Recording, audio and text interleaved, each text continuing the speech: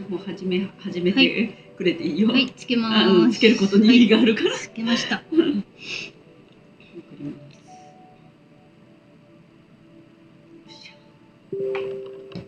りがとうございます。はい、じゃあこれで、スペースの方も始めますよ。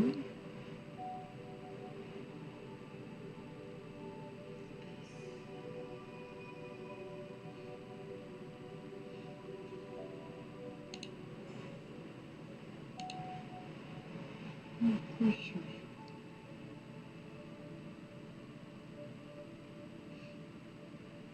あれ、ちょいとお待ちくださいよ。はい、ちょっと待ってね。あ、始まってますね。始まってますね。始まりました。今日も大遅刻ですね。すみません。申し訳ありません。14分。14分遅刻ですね。はい。遅刻しました。皆様今日もお集まりいただきありがとうございます。ありがとうございます。はい、始めていきます。はい、105回目の勉強会ですね。そうですね。105回目になりましたね。はい。100で終わらなかったですね。終われなかったですね。全く終わりもしなかった。ね、まだまだ続きますね。はい。はい、じゃあチャット読ませていただきます。今日ゆとりろ Q さんがいらっしゃいませんね。珍しい。一番乗りがない今日は。自由人こうちゃんさんありがとうございます。こんばんは。いよいよな感じですね。今夜もお願いします。パンプキンタイサースさんこんばんは。パンプキンタイサースさん2回目くらいかな。こんばんは。ありがとうございます。りょうりょうさんいつもありがとうございます。かおりさんみかさんこんばんは。なんとか起きてます。ある意味どっちももう限界ねえ、本当にもう限界。皆さんもね特に過ぎてる限界。あっちもこっちも皆さん限界期待してますね。はい、さくやさんいつもありがとうございます。はい、いつもありがとうございます。こんばんは、かおりさんみかちゃん今夜もよろしくお願いします。映画の物語はクライマックスですかね。ワクワクが止まらないですね。そうですね。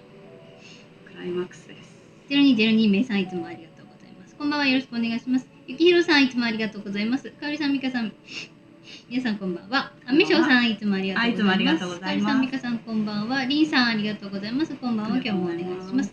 今日はあいさん、かおりさん、みかさん皆さんこんばんは。乾杯目前本日もお願いします。よろしくお願いします。ステップバイステップさん、かおりさんみかさんこんばんは。今夜もお願いします。まっちゃんいつもありがとうございます。たいぱんさんいつもありがとうございます。かおりさん、みかさん皆さんこんばんは。2月15日までには始まってほしいですね。ね、そこら辺がもう本当にもうマックスで、もうマックス月内にと思ってたからもう本当にマックスですよそこは。まゆみさん、かおりさん、みかさん、皆さんこんばんは。今日もよろしく、本日もよろしくお願いします。はい、お願いします。はい、そういたしましたら、今週はね、フィルさんが2回ライブがあったんですけれども、そのライブ自体は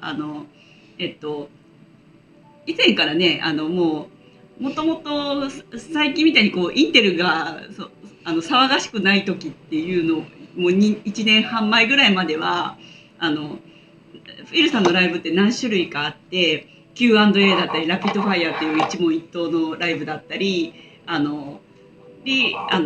ンテル主催のライブだったりある中で、もう一つ種類で Q ユニバーシティっていうフラットアースのこととかそういう科学的なことをちょっと勉強する勉強会みたいな、本当に大学の勉強みたいな、それをフィルさんが講義するみたいなそういうものがあって、で久しぶりの Q ユニバーシティみたいな感じの内容だったんですね。今回しかももう内容があまりにも多岐にわたりすぎてで2日連続でやられたんですけれども、めちゃくちゃ勉強になったんですけど、ちょっとねそれをね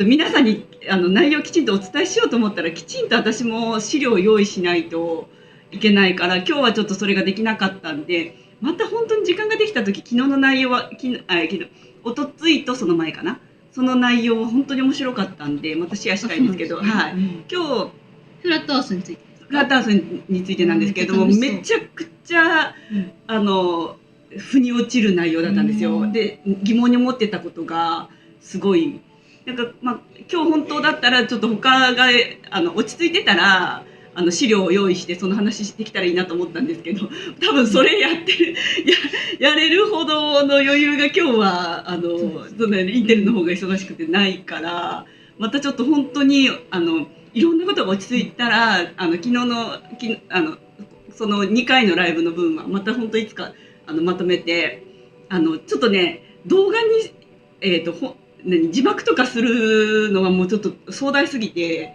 ちょっと難しいんで、まあ、一応ちょっと先にフィルさん今日だからフィルさんのお話ないので、インテルは一切なかったんですよね。だからインテルの話はないので簡単にその件説明してその中であった件を説明しておくとその話以外に一つちょっとフィルさんからの提案のようなものがあって、でそれがワクを摂取してない人の血液を必要としている人のために新たなサイトができたんですよ。それをフィルさんが主体で作ったみたいなんですけれども、で例えば病院で輸血を必要としている時に普通に輸血されちゃうとワクワク接種の人の血液を輸血しなければならないこともあるかもしれないじゃないですか。でそれをその時にこのコミュニティから血液を提供してほしいっていうことを言えるようなそういうものをフィルさんが作ったのかな。多分ちょっと私サイトまではまだ見てないんで、フィルさんの話だと多分フィルさんが作ったっぽいんですよね。ちょっと見てないんではっきりわからないんですけど、素晴らしいでしょ。日本にも欲しい。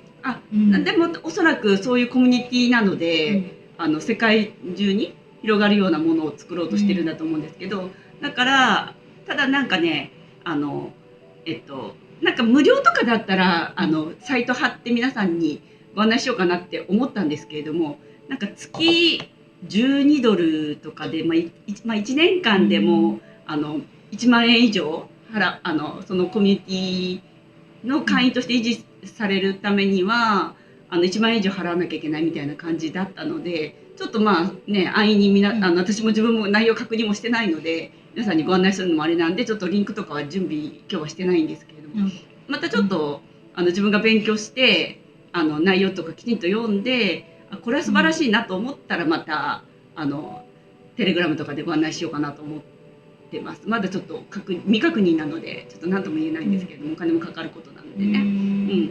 でも本当に例えばもうね大事故に遭ってでも輸血しなきゃいけないとかでね、どうしてもワク接種の人の血液が入ってしまって嫌だっていうとかがあればフィルさんの一番今から数えて最新のライブおとついだったかなのライブを見てもらったらそこにリンクとかも貼られてたので、そこを確認していただければと思います。私に聞いていただいてもいいですし、はい。で接種してる人は、献血禁止してる州もありますね。ありますね。ありますあります。そうそう。だからちょっとそれがスタンダードになっていくとは思うんですけど、スタンダードになるとはいえねこう接種してる方があまりにも多いので世の中的には、だからちょっとねその接種しておそらくここに集まってる方は接種されてない方が多いと思うのでそこをどうしてもこう希望するような何かある場合はちょっと言っていただく、私に言っていただくかもフィルさんの前回のライブ見ていただければと思います。日本にもそういう組織が欲しいですね。おそらく世界中に広がるから、そこに登録することでおそらくその中に登録してる日本人の人のコミュニティを確認することができるようになると思うんですよ。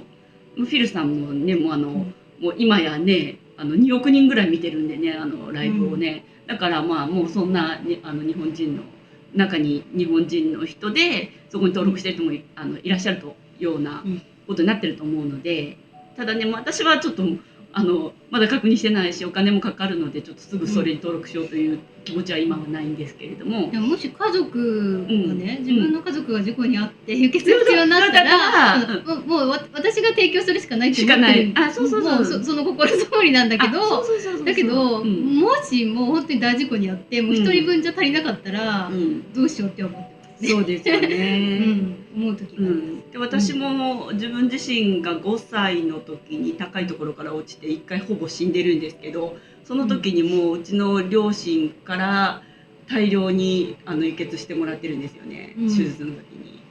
で足りなくて他もって言ってたので他から持ってて、1人分じゃ1人2人じゃ足りない、そのもう大事故の時は、まして貧血気味の人とかからね何たくさん取るわけいけないし、そういう話があるので、そうですよね。もしご興味ある方はちょっと前回のフィルさんのライブを見ていただくか、リンクぐらいは私ちょっとテレグラムに貼ってもいいですけれども、ちょっと自分が内容確認して未確認なんでね、ちょっとそんな状態であれなんですけれどもっていうね、興味あればちょっと私に言ってください。であとそのフラットアース関連の話で、月は岩石ではなくてプラズマだって前からフィルさんが言ってて、その月に世界の地図がこう投影されている理由とかについても細かく話してくれて、ものすごいエビデンスいっぱい、めちゃくちゃ面白かったんですよ。でその中で面白かったのがちょっと冒頭にだけ話しますね。後でもうフィルさんの話しないんで、フラット前置き長くなっちゃって申し訳ないね。フラットアースっていうのが世界がこうあったとしたら、私たちがの領域っていうのはこのぐらいなんですよね。このぐらいの中のこのぐらい。一番真ん中なんですよね。右端ぐらいなんです。そのフィルさんの出してきた地図からいくと。間違った。真ん中っていうかなんていうか。こういうなんていうのかな。なんていうの、このドーナツ型ではなく、丸っこい形なんですよね。これがそのね全体のフラットな世界だとしたら、その中でこのぐらいなんですよ、私たちの領域って。4分の1ぐらいかな。その周りにこうまたドーナツ型の世界があるんですけれども、その話はフィルさんの認識はそうじゃなかったんですよ。フィルさんはこれだけなんですよ。こうだけなんですよ。でこの世界の中の中心っていうのが、ここにあってここにあって、そうするとここっていうのが私たちの中心とはずれてますよね。私たちの世界の中心とはずれてるじゃないですか。でこの真ん中のところから磁場が出てるんですよね。この全体の世界の真ん中から。で私たちが北極って言ってる点っていうのは磁場が高いところですけれども、磁場が出て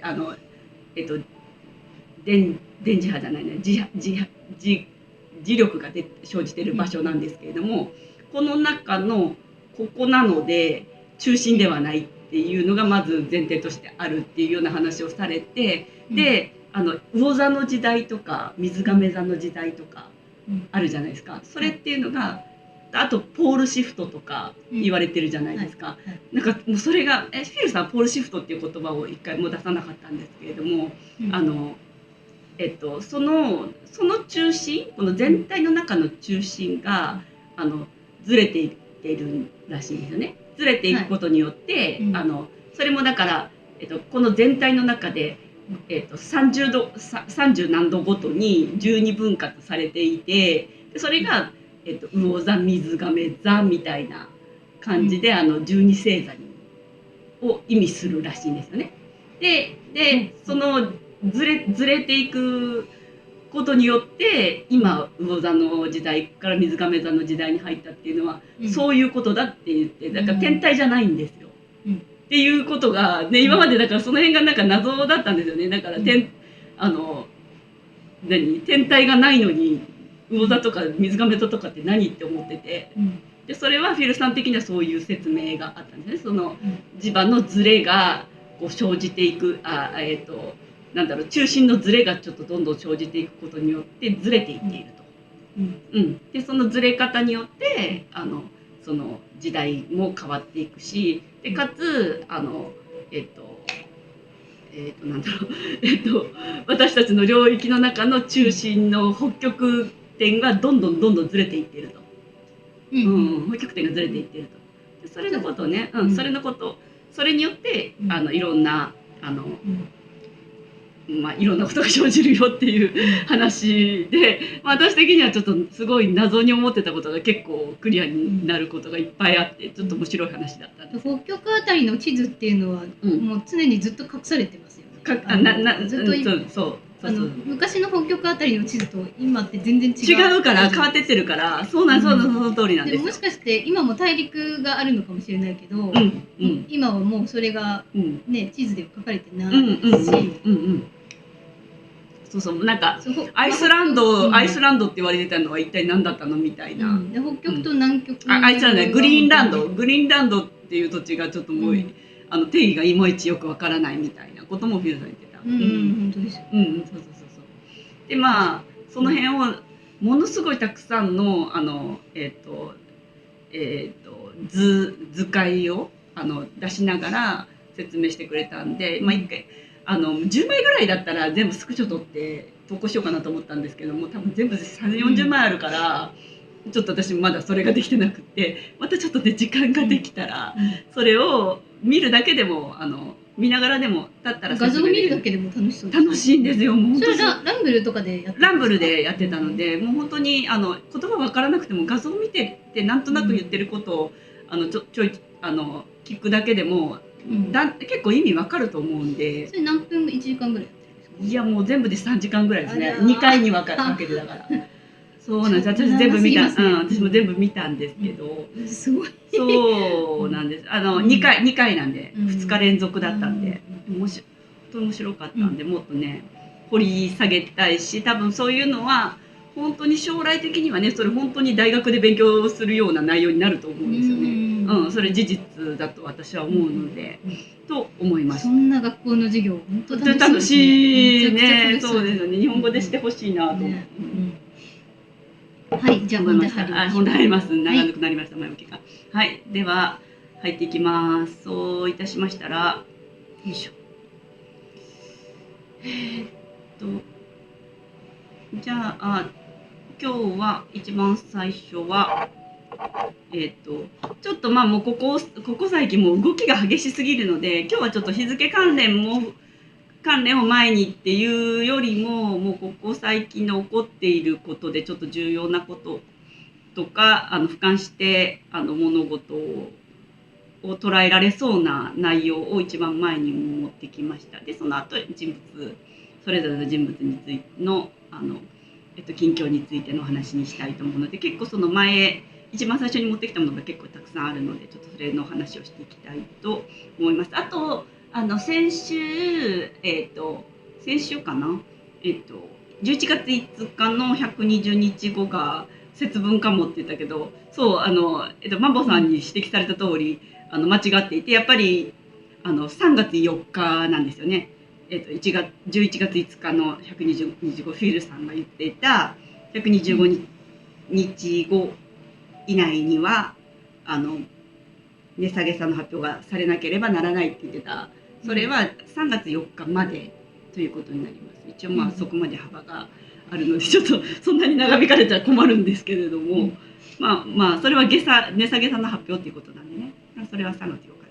はい、ではレートは銀行に渡された。これからいきましょうか。はい。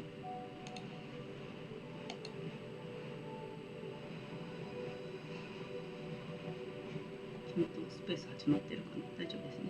はい、山崎さんがこれ素晴らしい内容だったんです。今日ですね。そう一番最初に持ってきました。山崎さん今日2つも長文をしてくださって本当ありがたいです。とてもいい情報でした。じゃあこれ読んでいきますね。一番最初こ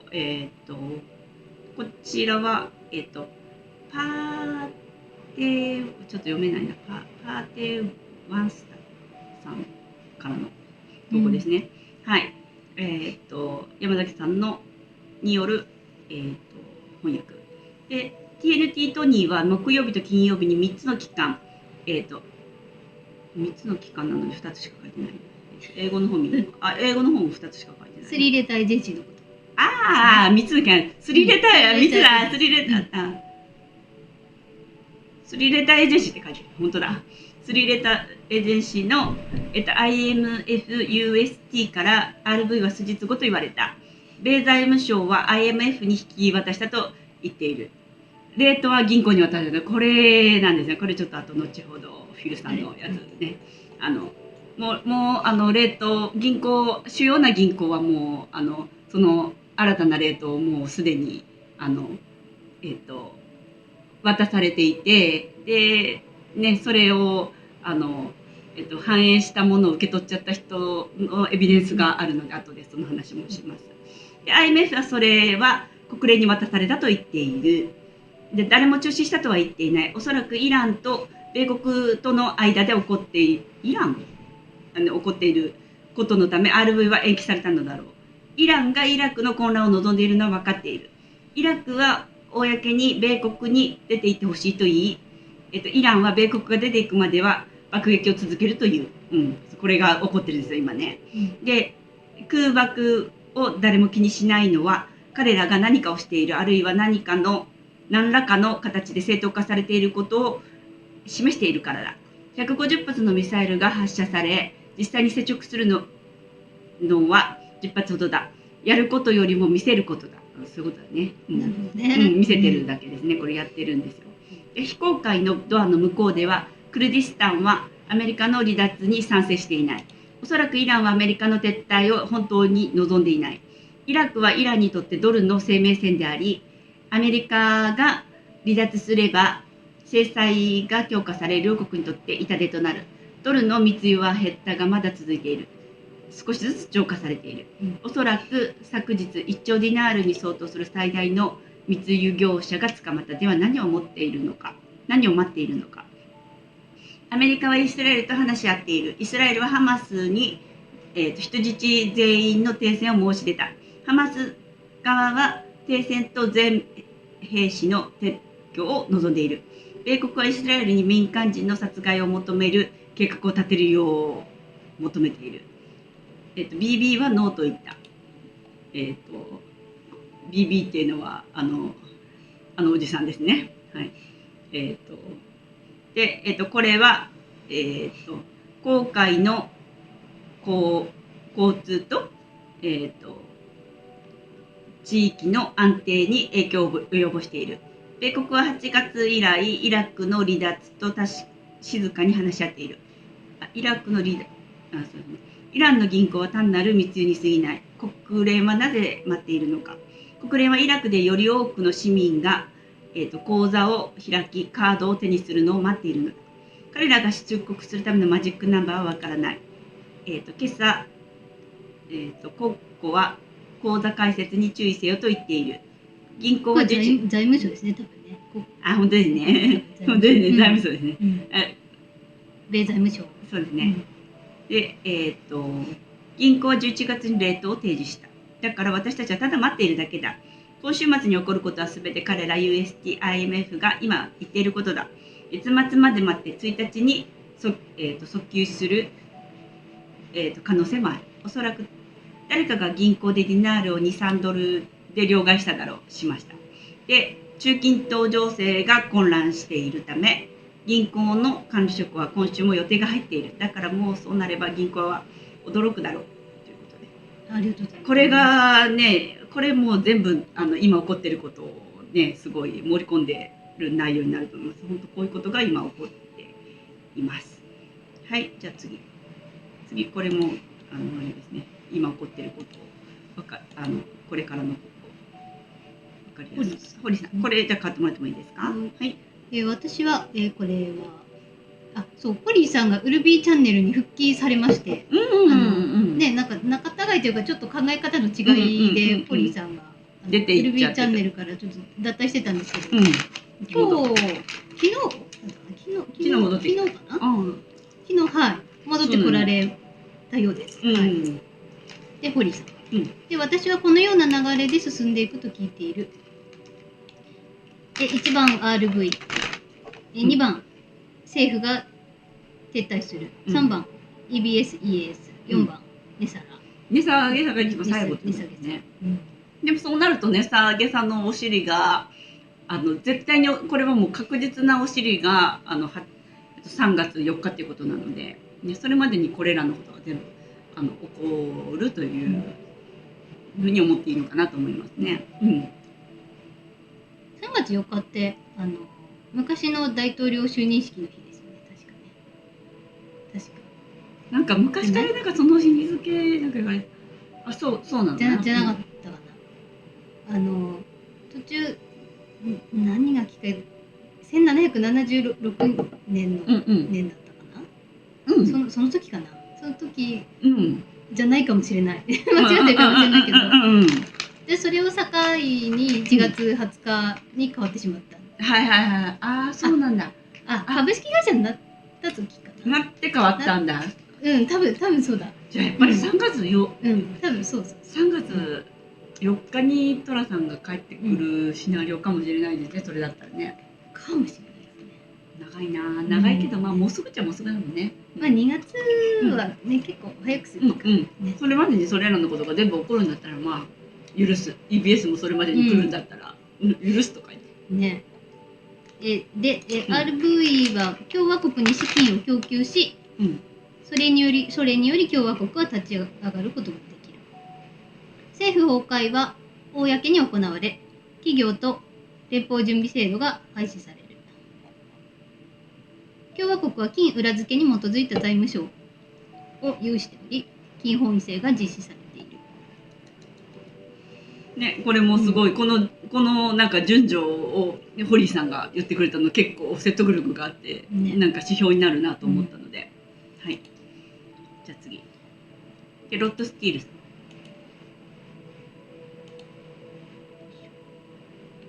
これよく見つけましたね。ね、たまたま入ってきたんで。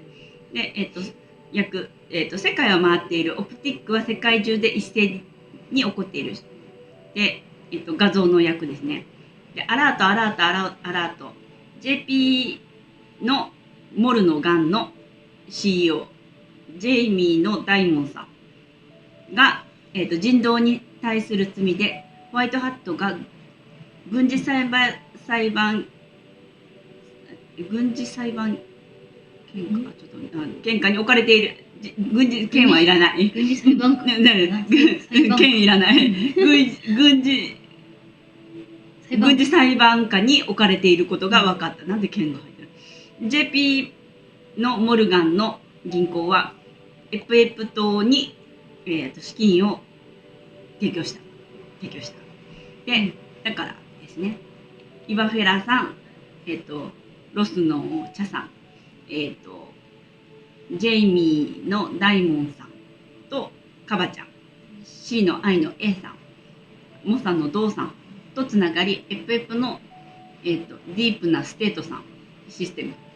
これがジェイミーのダイモンさんがトラさんに寝返った理由だ。寝返ったんですよ。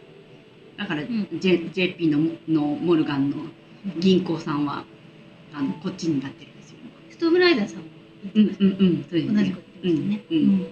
カバちゃんはジェイミーのダイモンさんを介して、ストームライダーさんも言ってたんですね。でトラさんをホワイトハウスに戻し、ジョーのバイジーさんを外に出している。アレックスのソロスさんのような左派は今バイジーを、国境危機の内戦に追い込んでいるらしいです。でこの糸引いてたこの人たちはそうでもうストーリーが全部つながるんでね。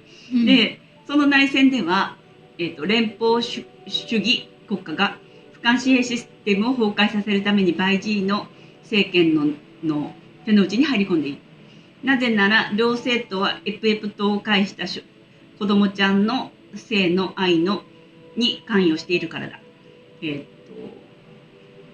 国境の危機の内戦に通じた通貨のリセット、過去ゴールドへ。でカバちゃんは軍事法廷に直面するよりもむしろ俯瞰紙幣システムを崩壊させるために国境危機内戦を調整している。これは C の I の A のブランクスワンだ。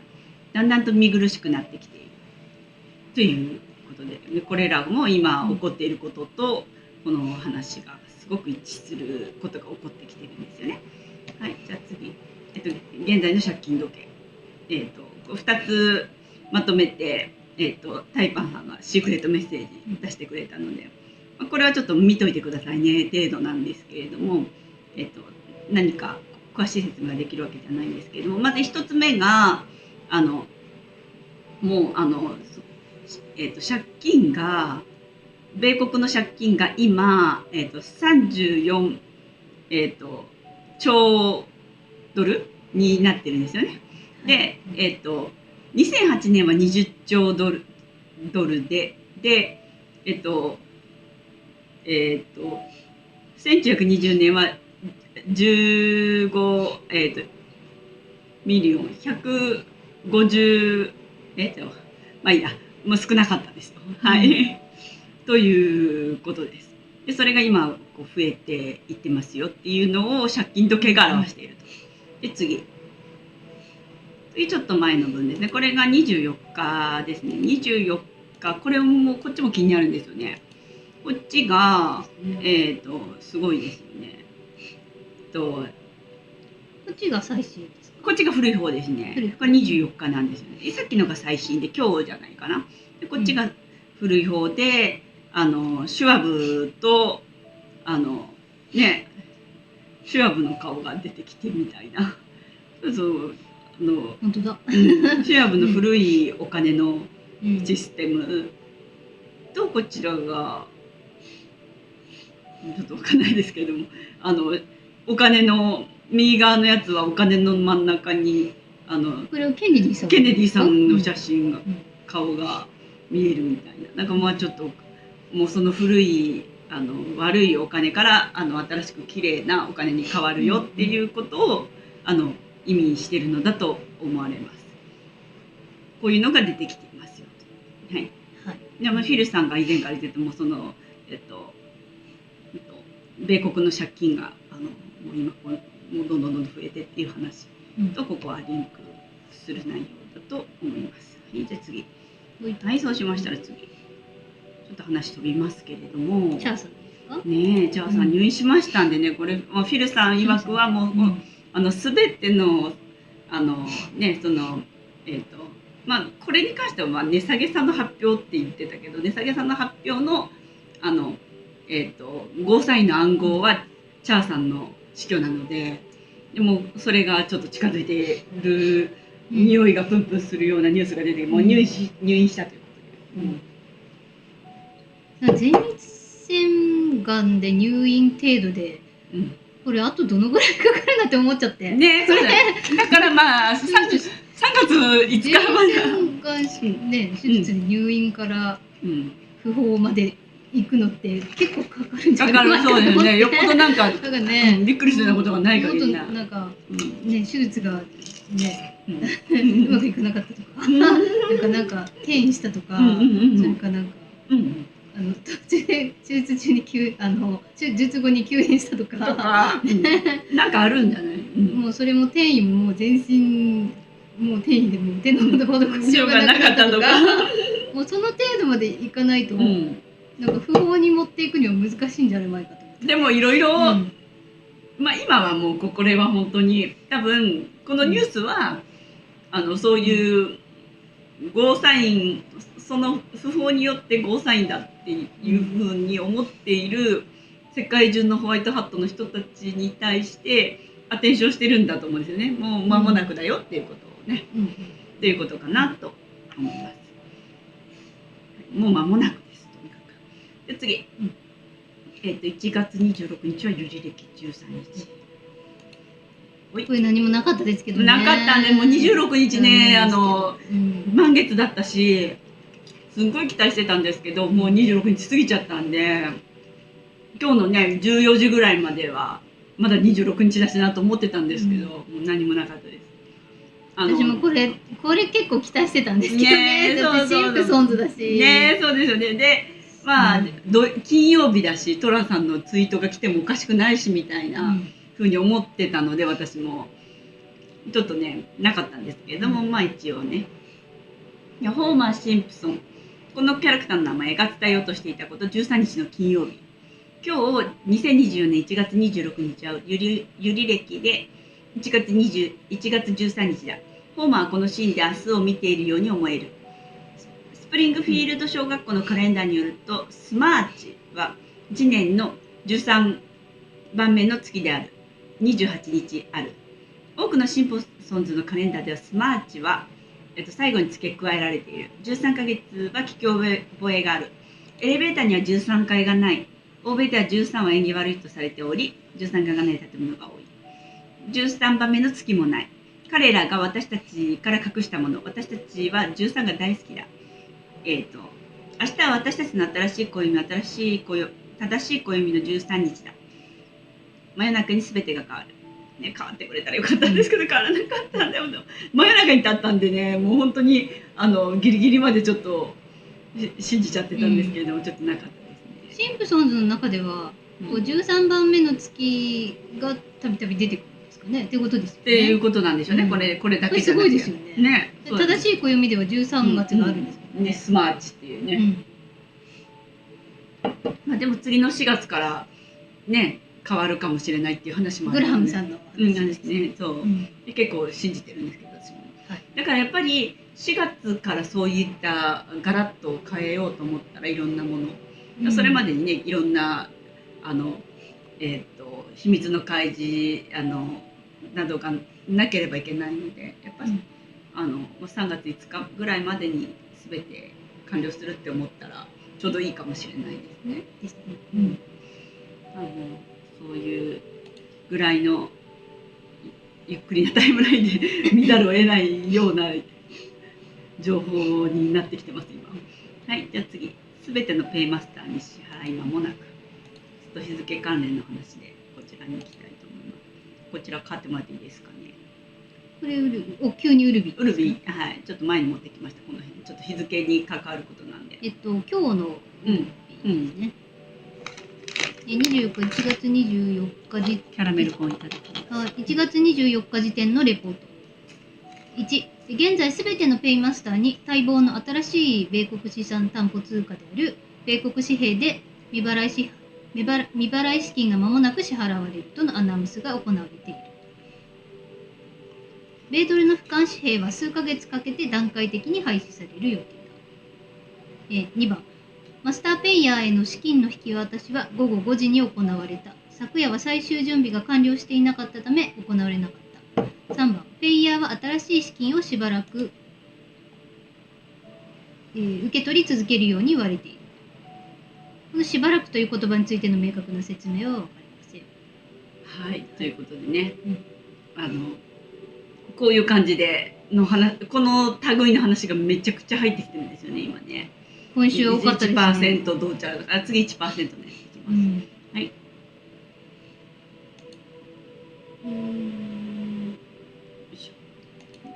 はい、じゃあこれ変わります。トゥルスウォリアーズさんからね、ロードスティールもダラスも今週こう言った。債券保有者は明日少なくとも 1% 以上の流動性を得る。ティア4はその後24から48時間いないとなるってね、すごいくないですか、これね。ロードスティールさんはですね、ジョン・ダーウィンさんと2人で対談してた時の話でした。あ、なるほど。何分 ?10 分ぐらいの動画。もともと。全部聞いたんですけど、めぼしいのはここだけ、確かにここだけでした。なるほど。誰か抜き出してくれたんですね。そういう。じゃあ次、またウルビ。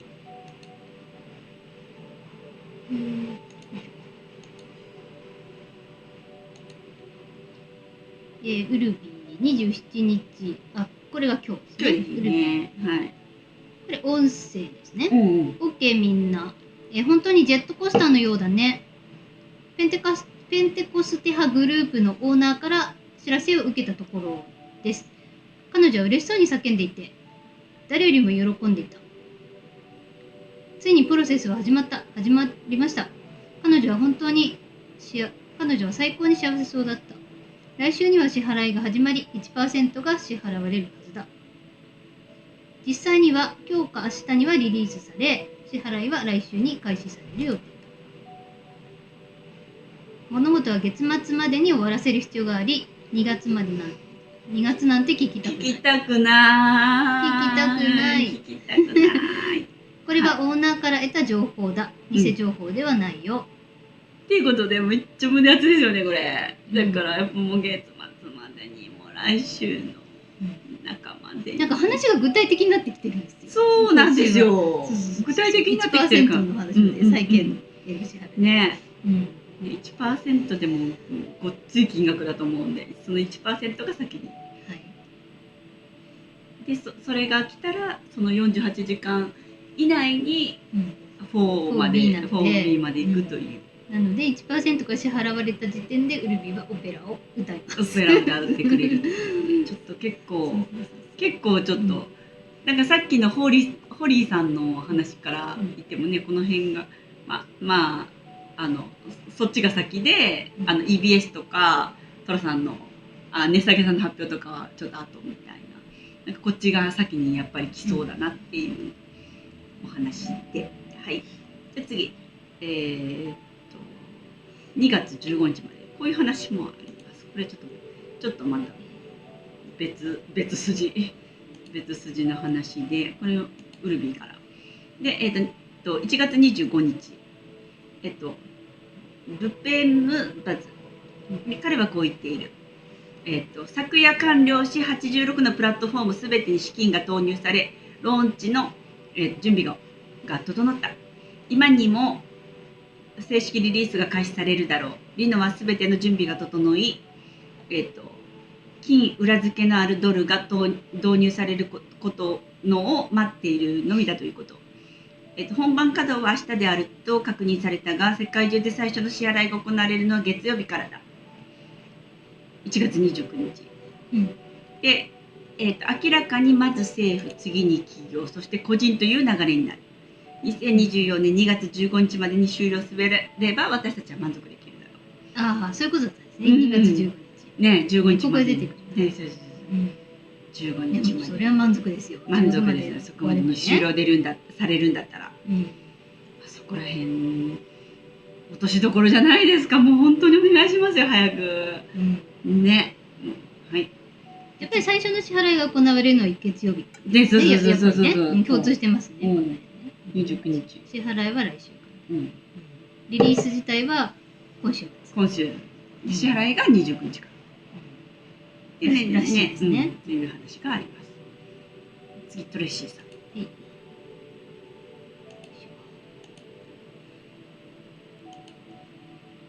トレッシーさん、最近音声多くてですね。そうですね。ゆかちゃんチャットに入ったんですけどね。なんか多いね。全体的に皆さん音声多いね。音声皆さんこぞって音声で発信するから。もうちょっと皆さん文章で書こうよ。そう。みんな音声楽だからね。みんなそうウルビが音声で発信してるから多分。みんな真似してる感じで、もう俺もやろうみたいな感じで。これ一回やったらじゃあ味しめちゃって。そう。書くのめんどくさいですよね。トレッシートレックスさんの音声です。これ私の注釈で。これまで流されてきたイントネーションこれまで流されてきた誤情報は大規模逮捕のためのおとり作戦であり、それにより多くの逮捕が実現してきたそうです。やっぱそうみたいですね。これは絶対そうだと思います。で、そしておとり作戦は終わりを迎えたらしく、待ち望んだイベントへ向かいつつあるのでしょうか。ジュディノートとかその辺は完全におとり作戦ですよね。あんなのね、本当に。今思えば本当にそう思いますよね。で、音声役トレシートレック。以前に私が話したことを思い出してほしいのだが、それはおそらく私が最後に言ったことの一つだった。トゥルーサーたちはそれが起こるだろうと告げていた。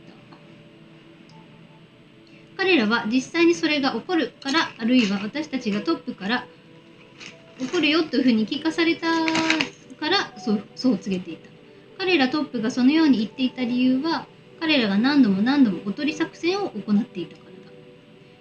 それらのタイムフレームを提供していた人々については、彼らは情報源から言われたことを伝えていただけであり、彼らの情報源が誰であれ、それはトップから得たものだった。だから誰も嘘は言ってないんですよね。そうですよね。みんなね、みんなその作戦の中に協力して言ってただけなんで、誰もその悪やる嘘を言ってたわけじゃないですね。で、私も自分のグループメンバーに同じことを伝えていた。私は自分のグループメンバーに、私たちは前進しており、正確な日付はわからないが、何年にもわたって行ったり来たりしているタイムフレームがあるよと伝えていた。しかし、それはおとり捜査作戦だった。最後に私が言ったのは、軍隊にいられたことを光栄に思うということだった。これちょっとわかんないけど、トレシーさんが軍隊でも中にその内部ってことでしょうね。内部の方だったっていうことですね。私もカバちゃんのおとりとして利用された。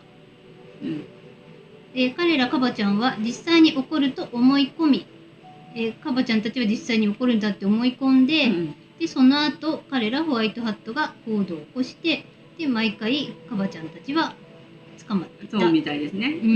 で私たちが間違ったスタートを認識している間に、で人々の売ります買いますに関わっていた何十万人ものカバちゃんたちが逮捕されました。本当そうみたいです。で誰も責めることはできない。なので私たちはただリラックスしてこの戦時中に私たちが経験しなければならなかったこととして受け入れ、今は前進することに注目する必要がありますと。でそれは本当に起こっていて、すでにニュースにもなっている。すでに完成している部分もあることを私は確認することができます。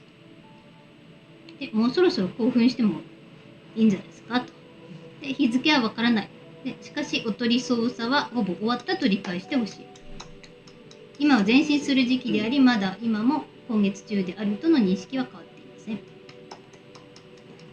素晴らしい。すっごいもうこれ本当事実もうすぐ買っていったね、この内容私。腑に落ちますね。素晴らしい。素晴らしい。素晴らしい。はい。じゃあ次、ひげの愛好副社さん。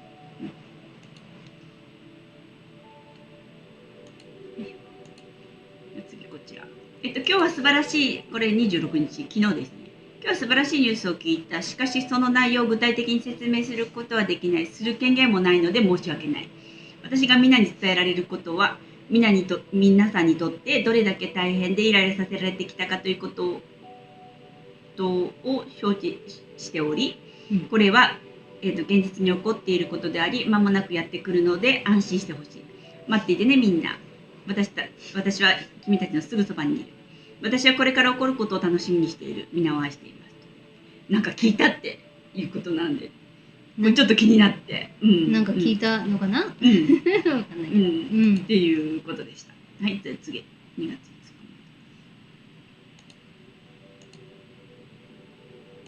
日。よいしょ。これはチャーリティーさん。今日ですね。今日、銀行の窓口で聞いたのだが、2月5日に銀行で切り替えが行われるらしく、今まで使っていたオンラインバンキングのアプリが使えなくなるとのこと。で、この切り替えのために銀行は3日間ダウンするので、現金が必要なら2月2日までに入手する必要があるそうだ。どういうことでしょうかね。だからまあやっぱりちょっとね、この1月末から2月頭にかけてなんかあるんじゃないかって思いますよね。です。超具体的なリアリティのあるお話でした。じゃあ次、これも。でアイザックさん沈黙してちょっと前にね進んでますよみたいな話はあったんですけれども、アイザックさんからある意味前向きな情報が得られましたからね。見ましたんでね。だって状況を前進していますですよ。そうですよ。アイザックさんからですよ。でなんか一昨日ぐらいに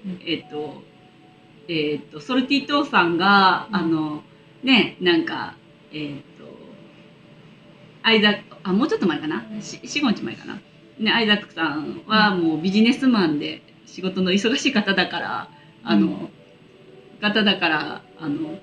連絡が全然入らなくても気にしないでねみたいなことをなんか言ってました。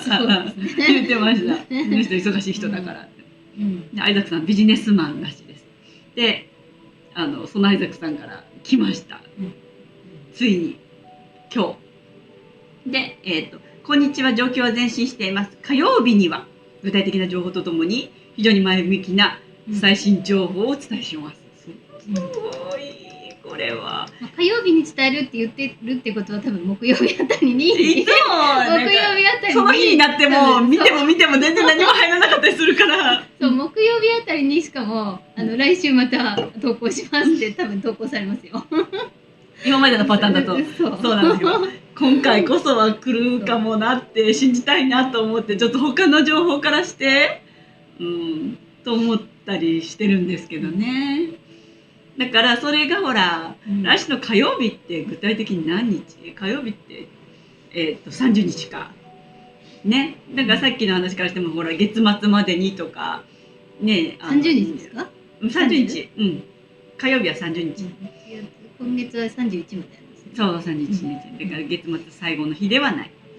ちょっともうちょっとかかるかもしれないけど、まあその辺でアイザックさんまたなんかくれるかもしれない。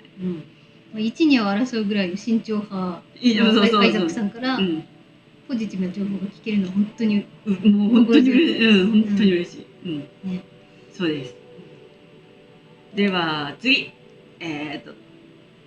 トラさん。じゃあちょっとねそろそろちょっと今起こってることのあれ？なんか中身が違うね。合ってる？違いますね。でも合ってる。これで大丈夫。これです。はい。これで大丈夫です。トラさんの話が含まれてるってだけですね、これ。本当ですね。じゃあ読みますよ。ウルビーチャンネルやヒゲの私の訳した音声です。そう。ウルビーチャンネルやヒゲの愛国者さんよりシェアされていた音声です。これは喋ってる方が誰だかは分からなかったですけど、おそらくジャーナリストの方ですね。多いですね。で皆さんおはよう。これは開示に関することとジャーナリスト交代のお知らせでパリからのご挨拶です。私は内部で説明を受けたが、チューリッヒのプロットはルーカス・アシックが編集長なのでそれを説明しました。この辺はよく分からない。こういう飯なのね。でトラさんは常に戦時大統領であったことを証明するエディターミル&ガブっていう、サイトがあるらしい、あるんですね。のウェブサイトの参照を彼に説明した。すごい話ですよね、これね。彼に説明した。これはもちろん戦時大統領、最高司令官であることを証明している。トラさんのね。はい。現在、米国では2024選挙のための投票用紙を投函している。そして、YG がリストに載っていないことがわかるだろう。なぜか、私たちは記事を掲載したが、開示は明らかだ。本物の彼はワシントンのアーリントン墓地に埋葬された。2021年1月20日、彼は戦争マニュアル2016の法律の下で処刑された。2021年7月20日ですもんね。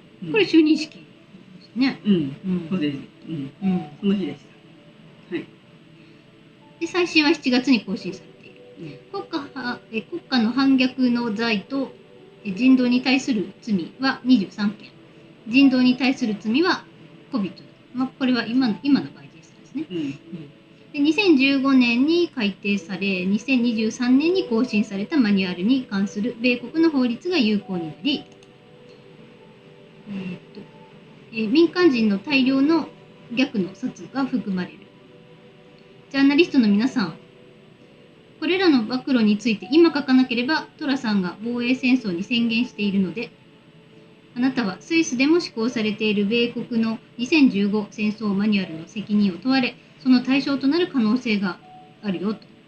だからあなたは今これを注意深く聞くべきだ。なぜならあなたは開示され実装されている内容に従う必要があるからだ。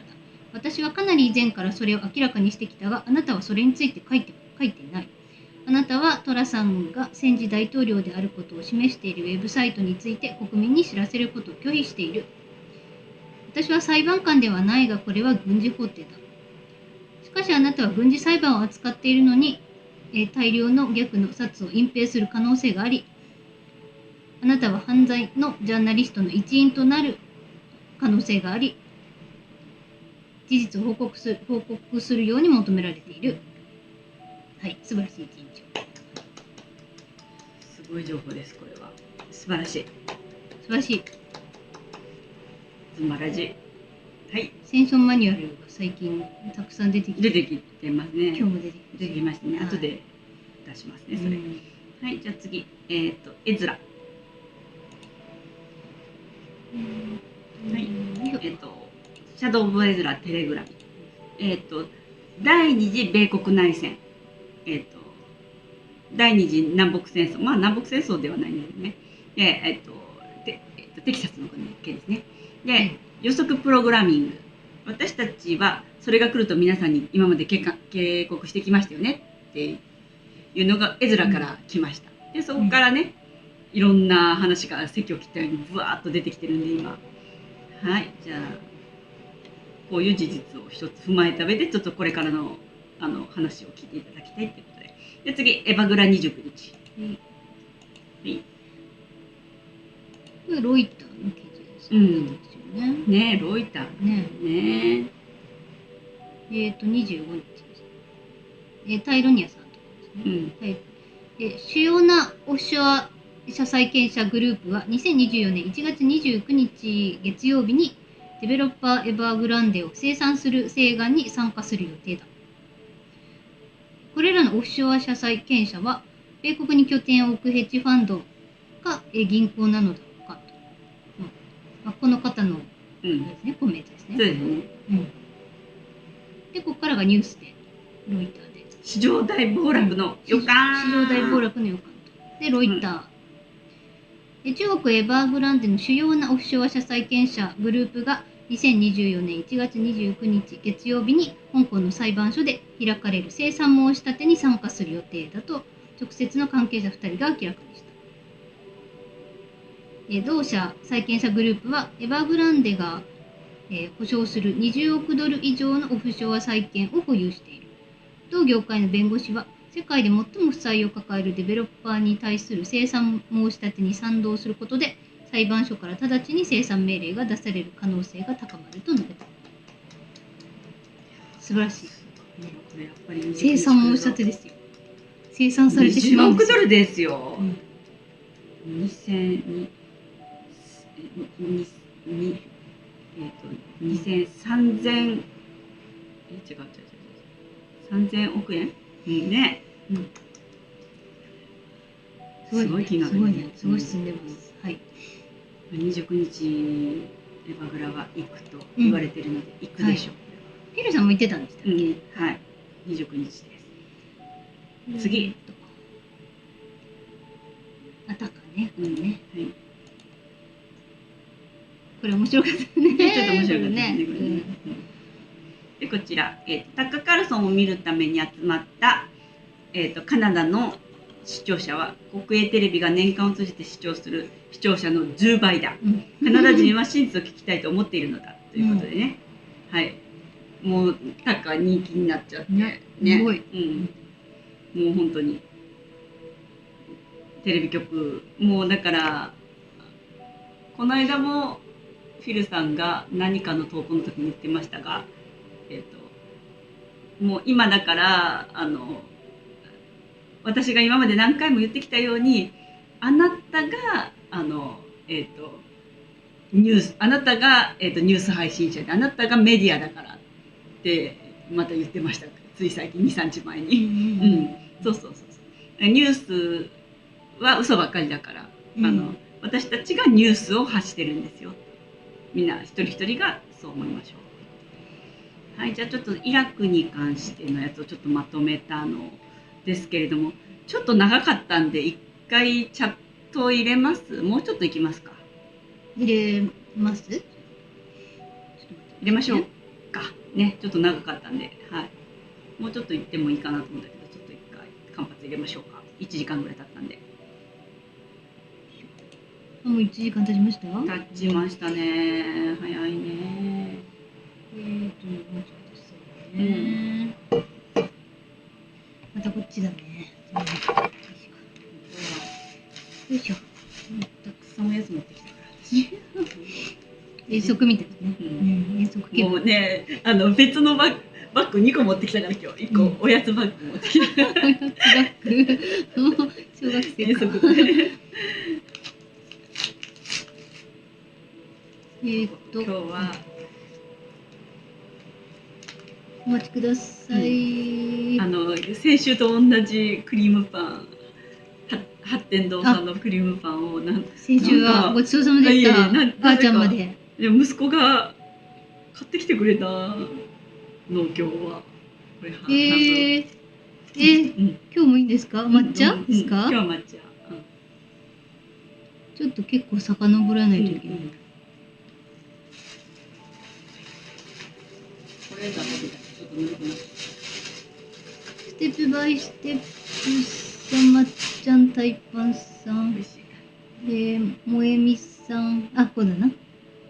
いいひろさんからかな。初コメ、いつも情報ありがとうございます。はじめまして。お願いします。いいひろさん。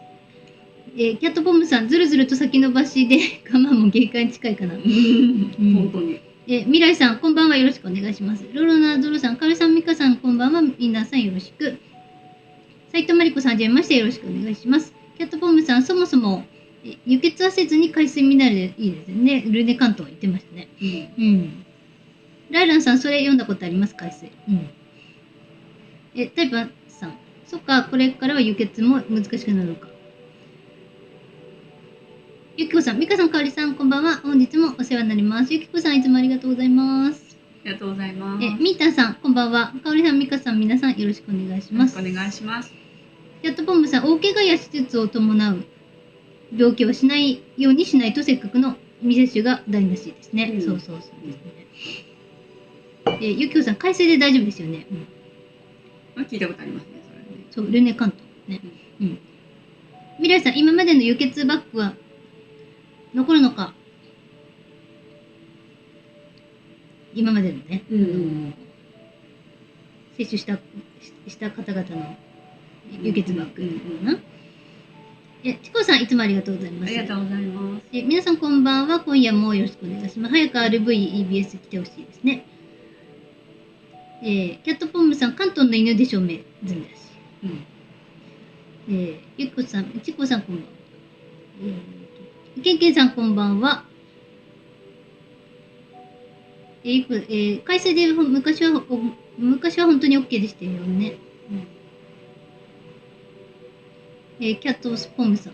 輸血ビジネスやりたいためのインチキ医療。T シマスさん。輸血はしなくても食塩水で代用できるらしいとの話もあります。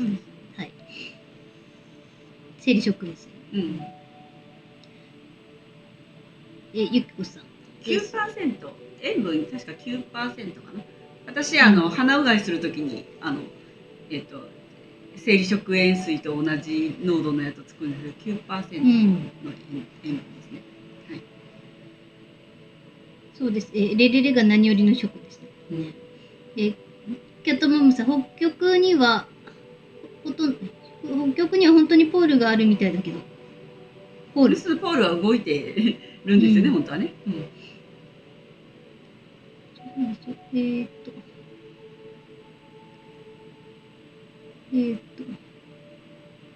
サイパンさん、北極の話興味ありますね。ね、またちょっとちゃんとまとめます。いつか。興味津々です。いつか。3時間もあるからちょっとね簡単にはできない。本当に落ち着いたら。キャットボムさん、北極も南極も闇深いね。南極っていうのはこれなんでね、極じゃないからね。和ですからね。ねえ。待って、飛ばしそうで。ゆきこさん、ウルビーの励ましに感謝。ねえ、いつもね。私も日々感謝してます。本当に。まぼさんありがとうございます。いつもありがとうございます。こんばんは。ゆきこさん、みかさん、かおりさん、天体の疑問はそういうことだったんですね。あ、分かってくれた。さっきのチャラい質問で分かってくれたかな。納得です。ありがとうございます。またちゃんとしますんでね。本当面白い話だったんで。は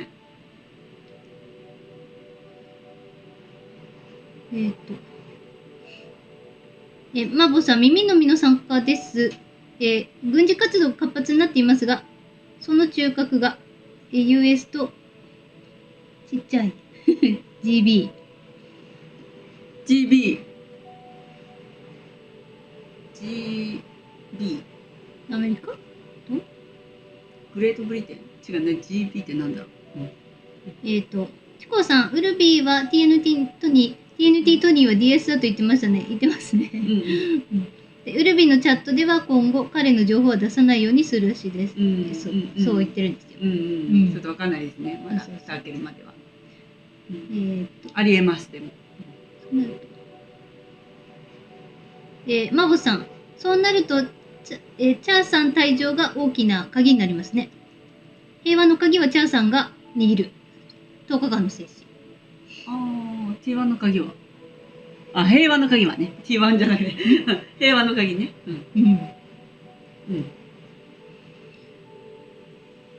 ゆきこす。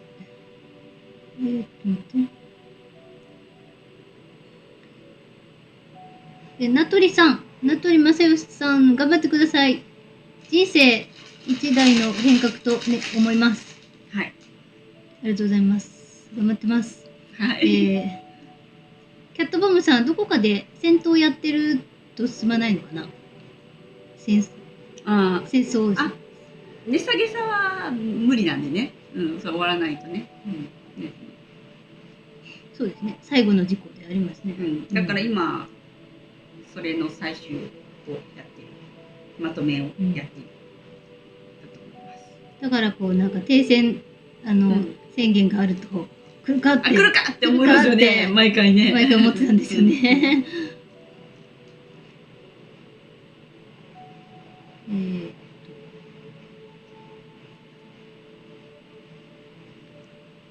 ゆきこさん、みかさん、そうだわ、なんだろう。キャットボムさん、バイジーはいつまでやるんだろうな。もうちょっとだと思いますけどね。こっからは携帯で見れるな。タイパーさん、お皿の終わりが3月4日なんだね。バボさん。それはもう間違いないと思っていいと思うんですけどね。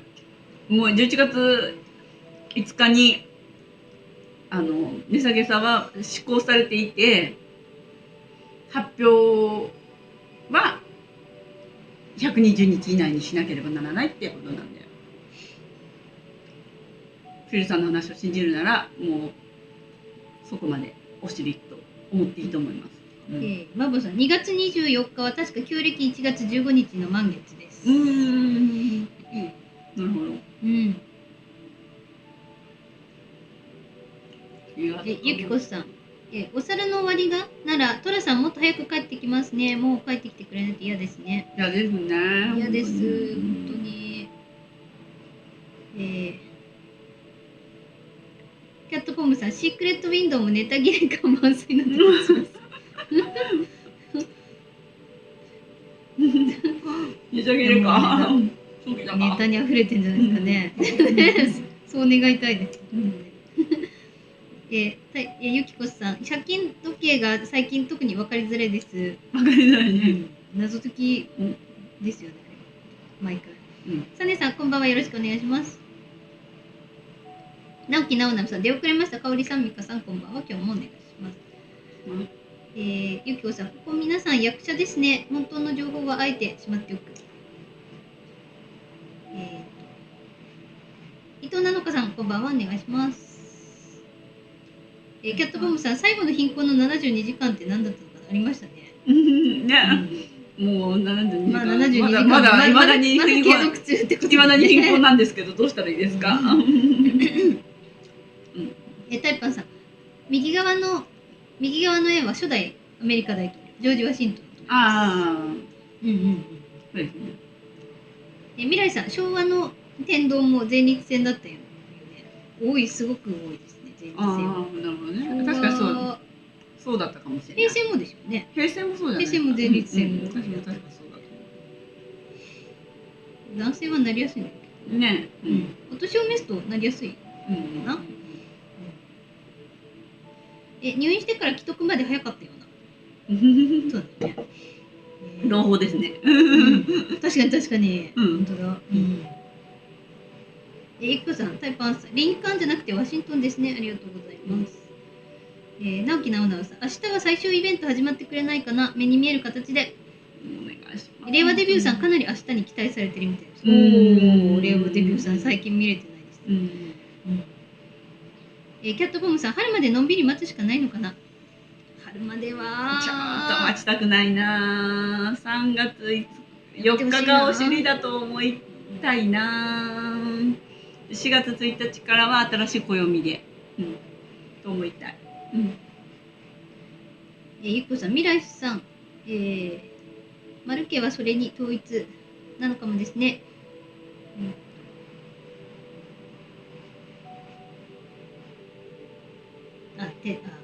天ぷらってことかな。クジラ、ゆっこさん、クジラがたくさん関西に泳いできてますからね。あ、そう。本当にそういうニュースがあるのかな。クジラの。大阪湾。あそこ。クジラが来てたニュースありました。あ、見てない。ヤフーニュースで出てて、おおって思ったんですけど、クジラ来た。クジラがまた迷い込んだってニュース。あ、そうなんだ。たまにあるじゃないですか。ある。また最近ありましたね。ああ、そうなんだ。なんだっけ。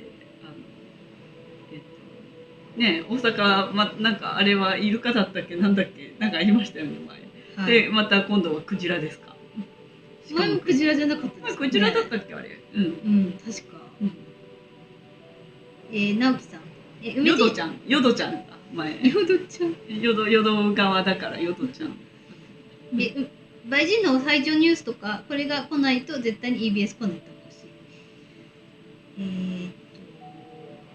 ゆっこさん、なおなおさん、トリノがはチャーさんも入ってますよです。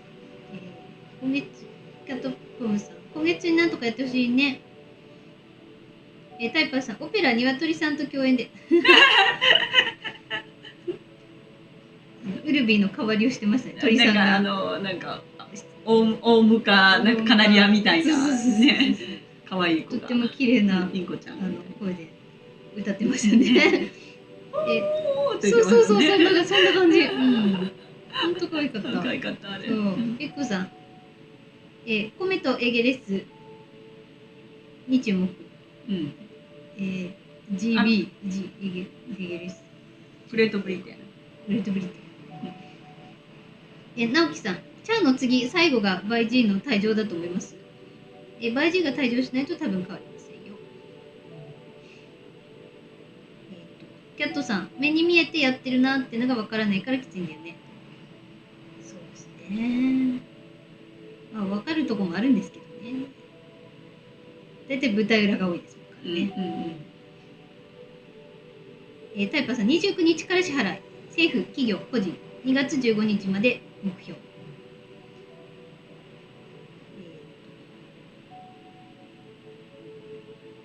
直樹さん、新しい暦では 1ヶ月が28日の13ヶ月です。そうですね。1ヶ月28日ですから。一月一月が28日、2月の感覚になるんですね。毎月。未来さん、カレンダーが変わる？ヨアイさん、ファレックスに乗るのはいつ頃になるんだろう？それを待ってるんですよ。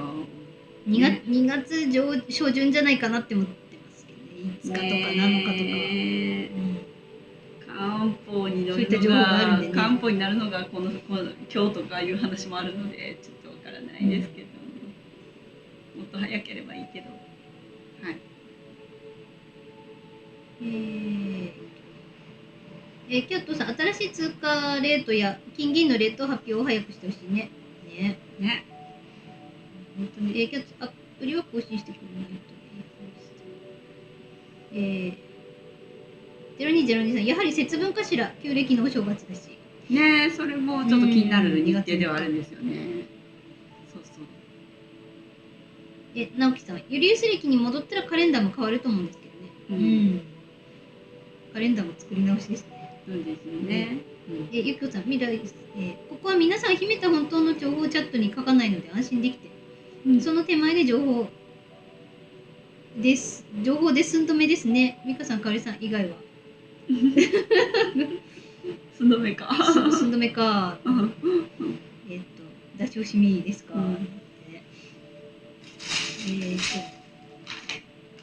直樹さん、メイさん、はじめまして。今週銀1キロ買った。おめでとうございます。おめでとうございます。もういいタイミングで買いましたね。もう本当に最終ね、あれだと思うんで、本当に買えるなら買った方がいいと私は思いますけどね。未来さん、美香さん、かおりさんに感謝でね。ありがとうございます。ありがとうございます。ゆきこさん、月曜、木曜何回言ってねんね、アイザックさん。ね今度は大丈夫かな。もう何回言ってね、本当に。でも。メイさん、本当は金買いたかったけど高すぎて。銀を買われて大正解です。金よりも銀ですよ。伸びしろが大きいのはシルバーです。キャットさん、金より銀の方が倍率がかなり高くなるから銀で言われてます。そうですね。メイさん、20年前は10分の1だった。あの時買っておけば。ね、本当ですよね。直樹さん、金は2年前7000円くらいで少し買いました。銀は1オンスコインでそれなり。直子さん、いつもありがとうございます。ありがとうございます。直子さん、ありがとうございます。間に合いました。今、ストームライダー翻訳送りました。ありがとうございます。後で見させてもらいます。いつも配信で元気をいただき感謝しています。こちらこそ大変なお忙しい中ありがとうございます。もうありがたすぎます、本当に。直子さん、さっきね、美香ちゃんとマルドンのお塩の話してたんだよね。弱いさん、嬉しすぎて泣けますね。ゆきこさん、しろしろさん、かおりさん、みかさん、こんばんは。毎週ありがとうございます。今日もお願いします。テキサス国境付近、これからどうなっていくんでしょうか。ゆきこさん、みかさん、かおりさん、関係ない話ですが、品を保つためにしていることがあったら教えてください。いつも聞きはぐってました。何を保つため？品を保つため。品わかんないですね。上品下品の品。おそらく。品を保つためにしていることがあります。下品なことを言わないことですかね。品ありますかね。品はないかも、下品かもしれないけど、あんまりでも下品なことは食い突っ込まないようにはしてますね。自分がちょっとこれはちょっとと思うのは。まあ公の場なのでね、一応下品の話はね、そうですね。そういう意味かな。違う意味かもしれないけどね。直子さん。しろしろさん、今ストーブライダー投稿がありましたが、グリーンベレーが動いてるようです。やっぱもう来るぞ、これは。グリーンベレー。来るぞ。グリーンベレー。もうここまで来たらやっぱりもう、だからそのテキサスの件がぐわっと来るかもしれないですね。来るかもしれない。グリーンベレー、私最後に聞いたの2年前くらいですよ。ついにですか。ついにですか。そうですね。ついに来るべきところに来ますか。いやー、来てほしいな、ほんと。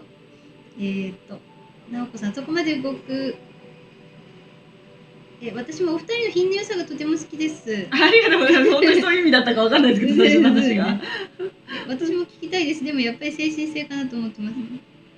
なんかそんなことない。そんな言っていただいて、なんか申し訳ない。申し訳ない。品なんてあるかな。いや、美香ちゃんはもともといいお家の出だから、私なんかものすごいど下品なお家の出なので、全然もう品なんてものはないんですけれども、美香ちゃんはもう生まれ持ってあると思いますよ、そんな。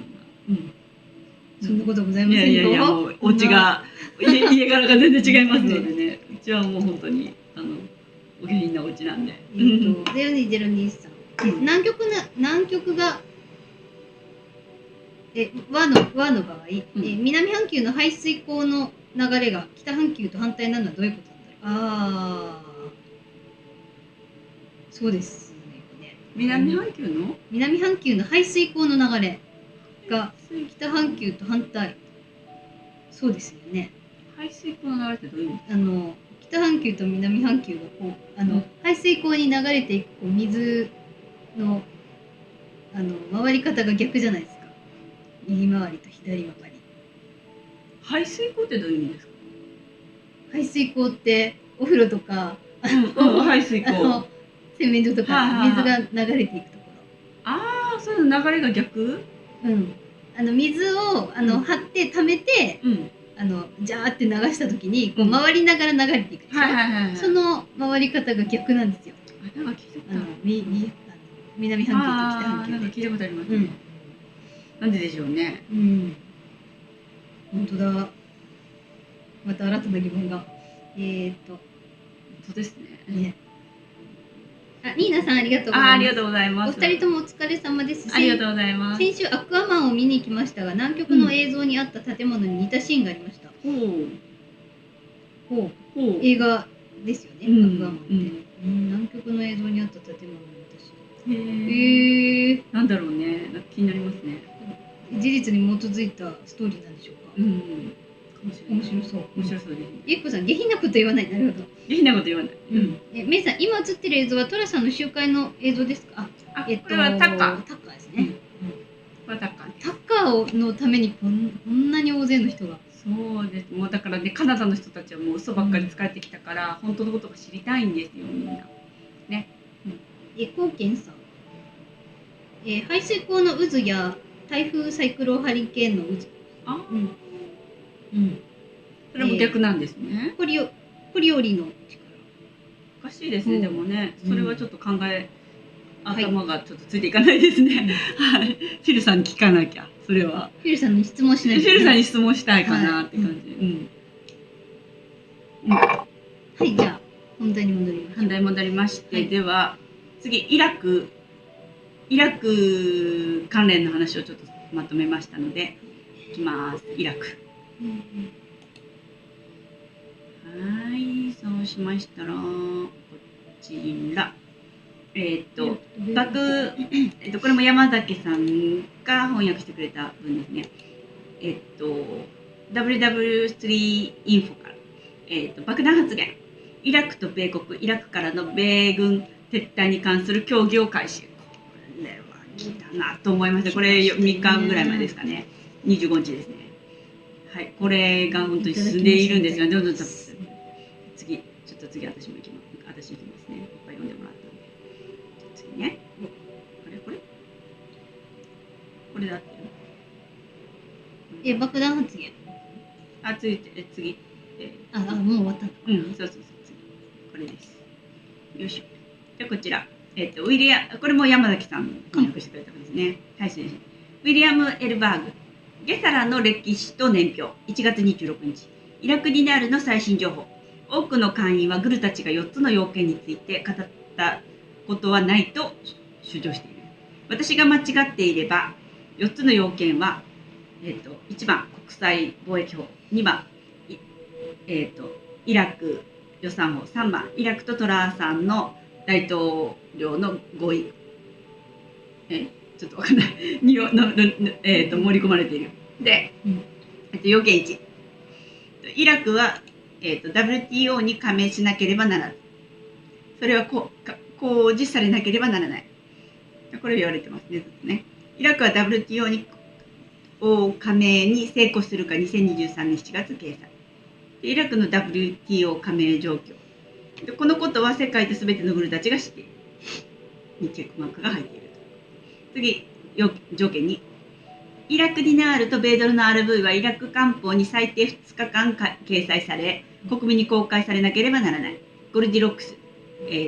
イラクは新しい予算を組み、官報に掲載すると予想されている。これによって、彼らの新しい国際金融協定は法制化されることになる。ユーフラテスニュースと CBI を引用して参照。で次、ジェム・フィンチ。私たちは官報に掲載される率、レートとは別に、これはすでに行われていると思っていました。で次、ブルースさん。我々はおそらくイラクの新しいレートが時間ウィンドウで出ている、タイムウィンドウで出ていると期待することができる。我々は官報の金曜日また土曜日になると聞いている。ね、土曜日って言ってるんですけどね、もう土曜日終わるけどまだイラクは終わらないかもしれないけど、もうすぐだな。しかし最終的にはどちらかが今出て、また HCL やおそらく官報にも行くだろう。でデイビッド・ウィルコ、ベンジャミン・フルフォード。イラクの新しい国際データレートの公表は官報に掲載されると述べている。官報。マーク Z。彼らは土曜日の官報でイラクの予算を公表すると言ったばかりだ。もう土曜日って言ったんだもん。マークさんも言ってるもん。で次、第3読解と承認の後、法案はイラクの官報に印刷されなければならない。この出版物は法律だけでなくイラクの人々に影響を与えるその日の重要なニュースを特集している。この公表は毎週2日しか発行されない。そして法律や予算、あるいは私たちが探している新しい国際為替レートが官報に印刷されると、それが国の法律となる。それが土曜日って言われてるんだけどな。来たらいいんだけどな。これからね、あと何時間か以内ぐらいにね。本当にまだね、イラクはまだね、夜までなってないと思うね。で世界とすべてのグルーはこのことをしている。で次。要件3。CBI は RV を公表しなければならない。ウルビー。国会の準備が終わった場合、レートは公表され、2022年1月12日の官報で CBI を通じて発表されるかもしれない。2022年ちょっとわからない。で、レートは国会の専門ではない。レートは CBI の専門分野だ。そうですね。しかし、国会を開き、大臣を選出することは CBI に、税率を発表させるための良いステップである。で、ロードスティール。そしておそらく土曜日か水曜日に官報に正式に掲載される。CBI の発表を今すぐ求める群衆、米国の銀行レートはまだ生きている。米銀行は米財務省とサインオフを待っている。はい、世界とすべてのグループはこのことをしている。チェック。で、次。要件4。イラクはトラさんとの間で交わされた350億ドルを支払うという合意を守らなければならないし、守るだろう。イラクが同意し支払うことが公になれば、たとえアメリカが、軍隊を撤退させるのに1年かかったとしても、それは完了する。トラさんはイングラハム、大統領に、イラクが軍隊を撤退させるなら米国に返すべきだという。我々は今、彼らのお金、過去ディナールの350億ドルの口座に置いている。彼は、イラクは過去数年間のアメリカへの投資に対して返すべきであり、さもなければアメリカ軍はそこにとどまると考えている。もし我々が去るなら我々が投入した資金を我々に支払わなければならない。フォックスニュース。このことは世界のすべてのグルたちが知っている。で、結論。コンクルージョン。で、誰もが、4つの条件について知っているが、誰もそれについて語らないということで、これが、ね、今まで言った長文ありがとうございます。グルの人たちはこのことについて語らないけどみんな知っているよっていうことでした。水曜日か土曜日に官報に載るだろうって言われてたんですね。そう、でこの土曜日じゃないかっていう意見が多かったので、結構信じて。で、官報に2日間載った後にフォレックスに載った。そう。だから、それが今週であってほしいんですけれども。まあ大体日にちずれますからね。1日2日ぐらいに。まあ明日には、来週には来週月火あたり。もうね、あんまりもう来るんじゃないですか。こうなるとね、もう後がしんどいので。で次。イラクに関する速報、米国による、フライバグダッド航空への制裁措置についての続報。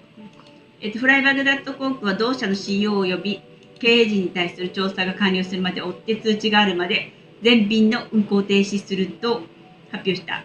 米財務省は、イラクの航空会社フライバグダッドとその役員をリストアップし、イラク、シリア、レバノンのイラン革命防衛隊グッズフォースの代理グループに援助を行っているということで、これ制裁してるんですよね。だから、ね、一番ね、冒頭に話した話の続きになりますね。で次 またこれが RV の遅れになっているんじゃないかっていう意見がありますね。はい、じゃあ次。土曜日の官報でレート発表。これさっき言った。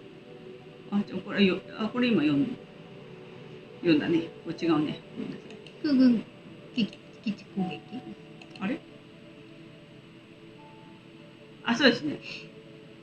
はい。速報。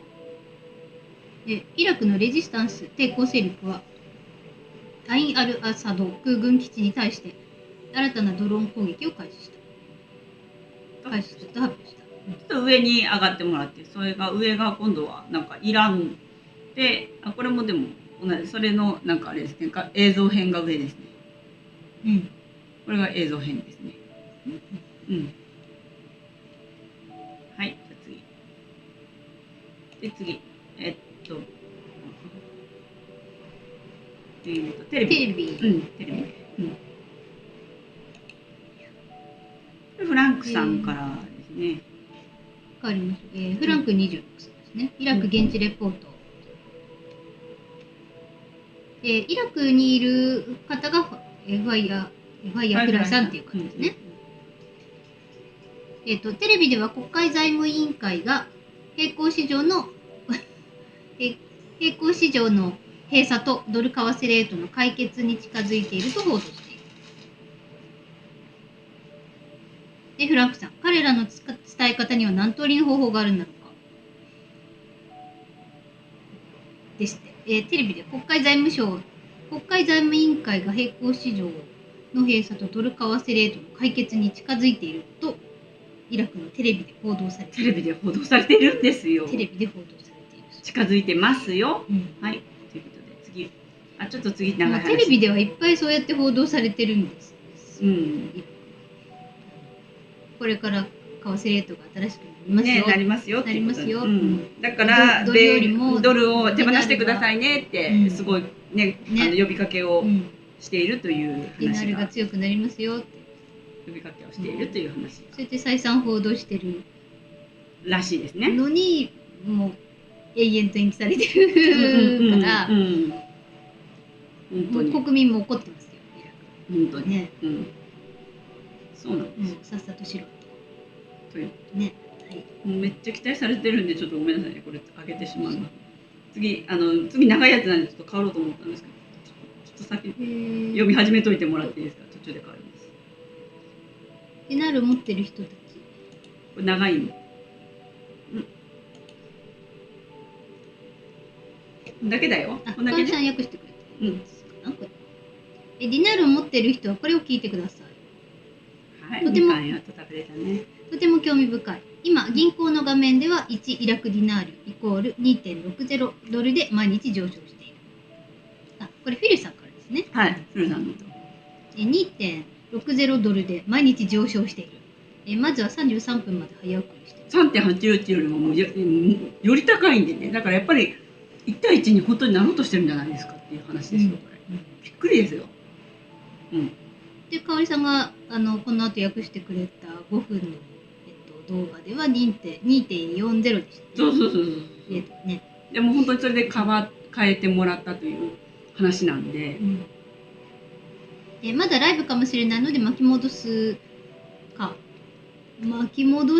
のは難しい。これね、このパトリオットと、ライジングさんがライブ見てる途中でうおって思って投稿されて、それをすぐフィルさんが引用されたんですよね。その後ライブが終わった後に改めて動画を切り取って投稿されたんですよ、その部分のこと。だから一番じゃあその見てる最中の情報だったんですよね。でそこからそこからじゃあ次その動画の切り取った部分のお話の方、これ読みますね。で次動画のなんか何分ぐらいだったのかな、10分ぐらいあったんじゃないかな。でそれをの翻訳をしました。これですか？この下にその下にはい、でこれ読みますね。ちょっとはしょると思いますよ、長いんでね。でディナルチェイス銀行のストーリーの要点はこれだ。うまく合ってるね。うまくまあいいや。で動画の役これはね、リンさんっていう方とステファニーさんっていう方が話してて、リンさんっていう方が多分この動画の、司会者で、ステファニーさんっていう方がその、銀行でお金を両替してびっくりするようなレートでお金が換金されたっていうことのエビデンスを話していたんです。でそれね、フィルさんもこれを引用したのでこういうこと起こってるよってことをフィルさんも私たちに伝えたかったってことなので、これは事実であると私は確信してるんですけれども、ちょっともう全部読むと本当長いんで全体の説明をすると、この、ステファニーさんっていう方が最初に銀行の支店長、どこの銀行だったかな、チェイスですね、チェイス銀行の支店長、マネージャーの人と電話で話して、でイラクディナールを換金したいっていう話をしたんですよね。そしてマネージャーと最初に話した後にじゃあ銀行に来てくださいって言われて銀行に行ったと。でマネージャーと話した後だったんで、銀行の窓口の人にそのマネージャーの名前を言ったら、だからマネージャーと話したんですねって言った上で、その人に対してじゃあちょっとお金貸してくだ出してくださいって言って、そのディナールを機械に通したら、これは偽札ですって言われたんですよ、最初ね。で追い返されました。でその後もう一回、家に帰ったら別のディナールがあったので、それを今度また持っていった、もう一回持っていったと。そしたらそれは偽札じゃなかったので、銀行の機械通したら支店長と話したっていうのがなかったら、じゃあマネージャーと話したっていうのがなかったら、そのレートが多分適用されなかったと思うんですよ。フィルさんもそういう回答してたんで。でもマネージャーと話した後っていう事実があったから、きちんとしたの銀行の本当のレートを出すようにその機械に指示したみたいで、そうすると機械から出てきたのが要はそのレートが今だから本当1ドル1300とか1300ディナールとかのレベルなんですけど今ね、でそれが1ドル2.4 本当にゼロ3つ抜けたみたいなのにすごく近い金額で出てきた。偽札は本当に偽札だったんですかね。もう機械を通してるのでおそらくそうだったみたいな、本当に偽札だったみたいでね、本人は知らなかったと思うんですけど、でそれがもう本当に事実としてもう本当にその音声聞いてもらったらもうなんか、嘘とかで言ってるような話じゃないので、本当にそうだったみたいなんですよ。でちょっとどこを読むかな、今の話で大体もう伝わってると思うんですけど、本当に偽札の外貨が出回ってるって本当で本当だなんだなって感じですね。でどこ読もうかな。一番最初にねちょっと読みますね。それで私はチェイス銀行に立ち寄りました。そして私は最初に支店長を呼んでほしいと言いました。彼女はこう言いました。彼女と話しているんですか？でそれで私は、あなたたちは外貨を両替しているんでしょうと言ったんです。彼女は、はい、どの通貨ですかと言いました。私がイラクディナルですと言うと、彼女は、はい、両替していますと言いました。そこで私は両替のため彼女にお金を入れてもらい、それが本物かどうか確かめるために送金しました。って言ったら、まずは本物じゃないですって言われました。でそこからまた一回家に戻ってもう一回行きました。で、その後、2万5,000ディナールを、持って行って渡したんですね。そしたら、で彼女は、それを入れました。すると彼女は、これは、6万、これ翻訳が間違ってるな。6万25、イラクディナールですと言って、それを渡してくれました。私、これドルって書いてるな。6万25イラクディナールだったらしいです、それが。2.4 で、2.4ドル。そうそうそう。ということを、で計算したら 2.4 なんですよね。で、まあ、それがまあ、今、ちょっと前のね、最初の話で 2.6 ぐらいって言われて、からどんどん上がっていってるって話があって、2.4 このタイミングでは、だったらしくって、もともと 3.81 ぐらいになるんじゃないかっていう話がすごく公に出てたんですけれども、それよりももっと高いレートで、実際にこの方は監禁されましたよっていうお話です。そうか、6万25ドルで合ってるんだ。2万5,000ディナールが6万25ドルだったってことですね。私は翻訳間違ってないわ。だからそれを計算すると、1ドルイコール 2.4 イラクディナールぐらいのレートだったと。まあ、音声聞いていただいたら、その話を、ウォーっていう感じで話してました。で、これをフィルさんが、引用を投稿されてました。はい。というお話でした。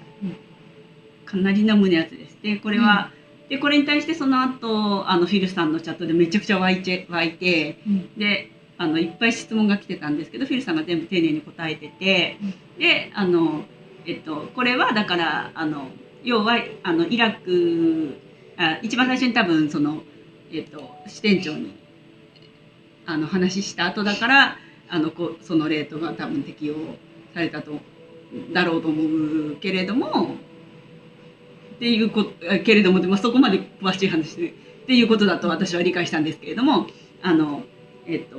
まだ実際に銀行にはそのレートは伝えられているけれども、取引は始まっていないと。基本的にはまだ始まっていない、だから多分この人の場合はたまたまそういう話をしたから、その銀行が知っているちゃんとしたレートの方が適用されたという。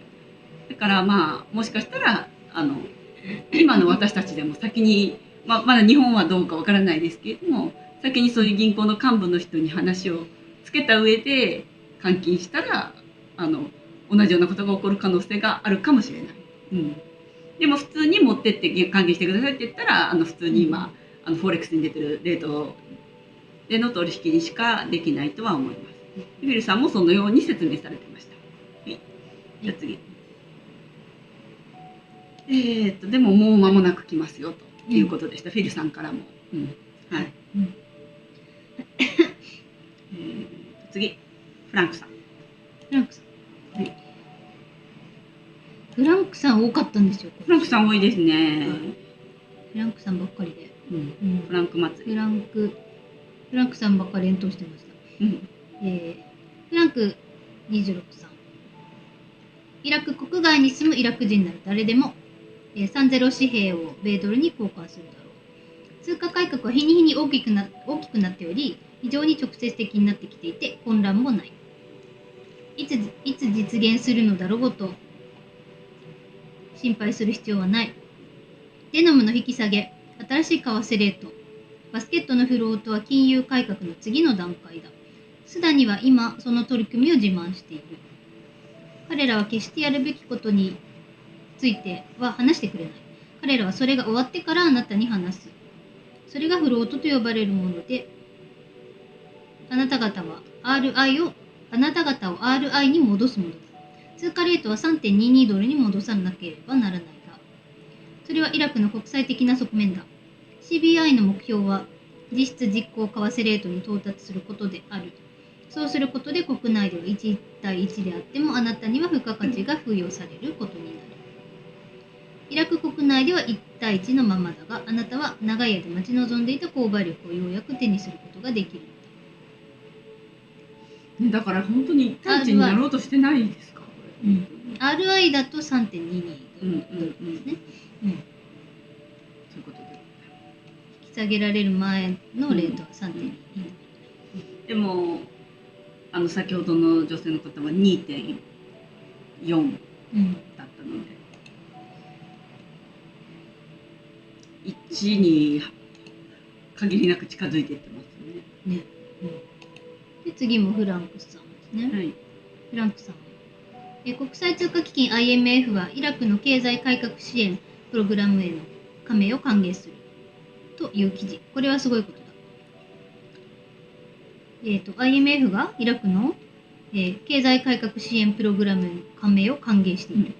IMF が何者であるかを思い出してほしい。イラク CBI に通貨価値の引き上げや引き下げ、通貨の印刷や廃棄の許可を与えているのは IMF。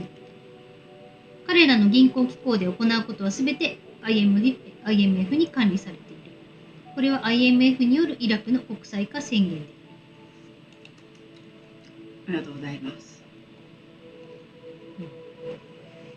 なんかこういうちょこちょことした嬉しい報告がね、細かい報告がね、いっぱいありました、フランクさんから。本当に。次、中央銀行で人ちょっとずつ近づいてるね、ちょっとずつ感じは、実感はできますね。できます。これアラちゃん、アラちゃんさんが訳してくださった文ですね。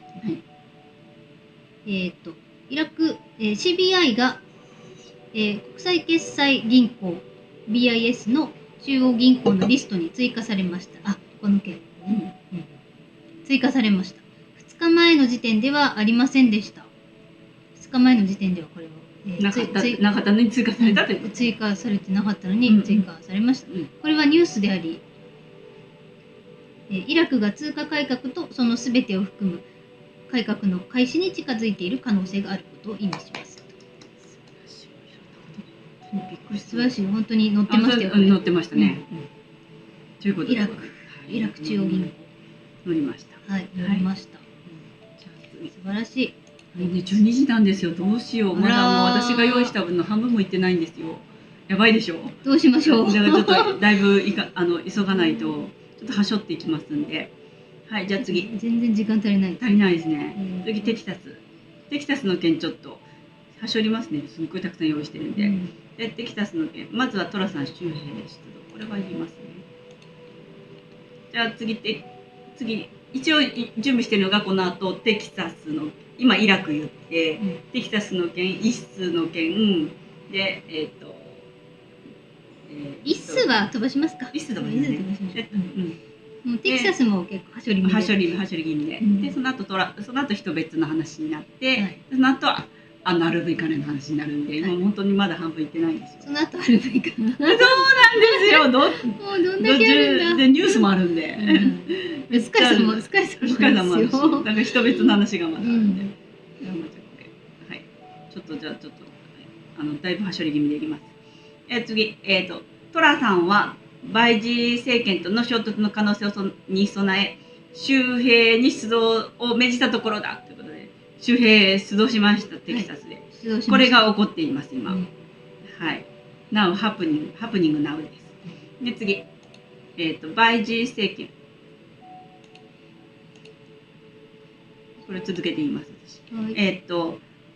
私。速報、バイジ政権は現在テキサス州兵に対し午後1時東部時間までに州兵を国境から撤退させなければ軍事行動を取ると脅かしているとの報告だ。これは馬鹿げている。でこういうことが今起こってるんですよ、このせめぎ合いが。でもこれも内戦に発展しようとしてるんですよ。で次、アボットはいいや。アボット飛ばして移民強制送還に行きます。はい。これ3月からね、始まるみたいですね。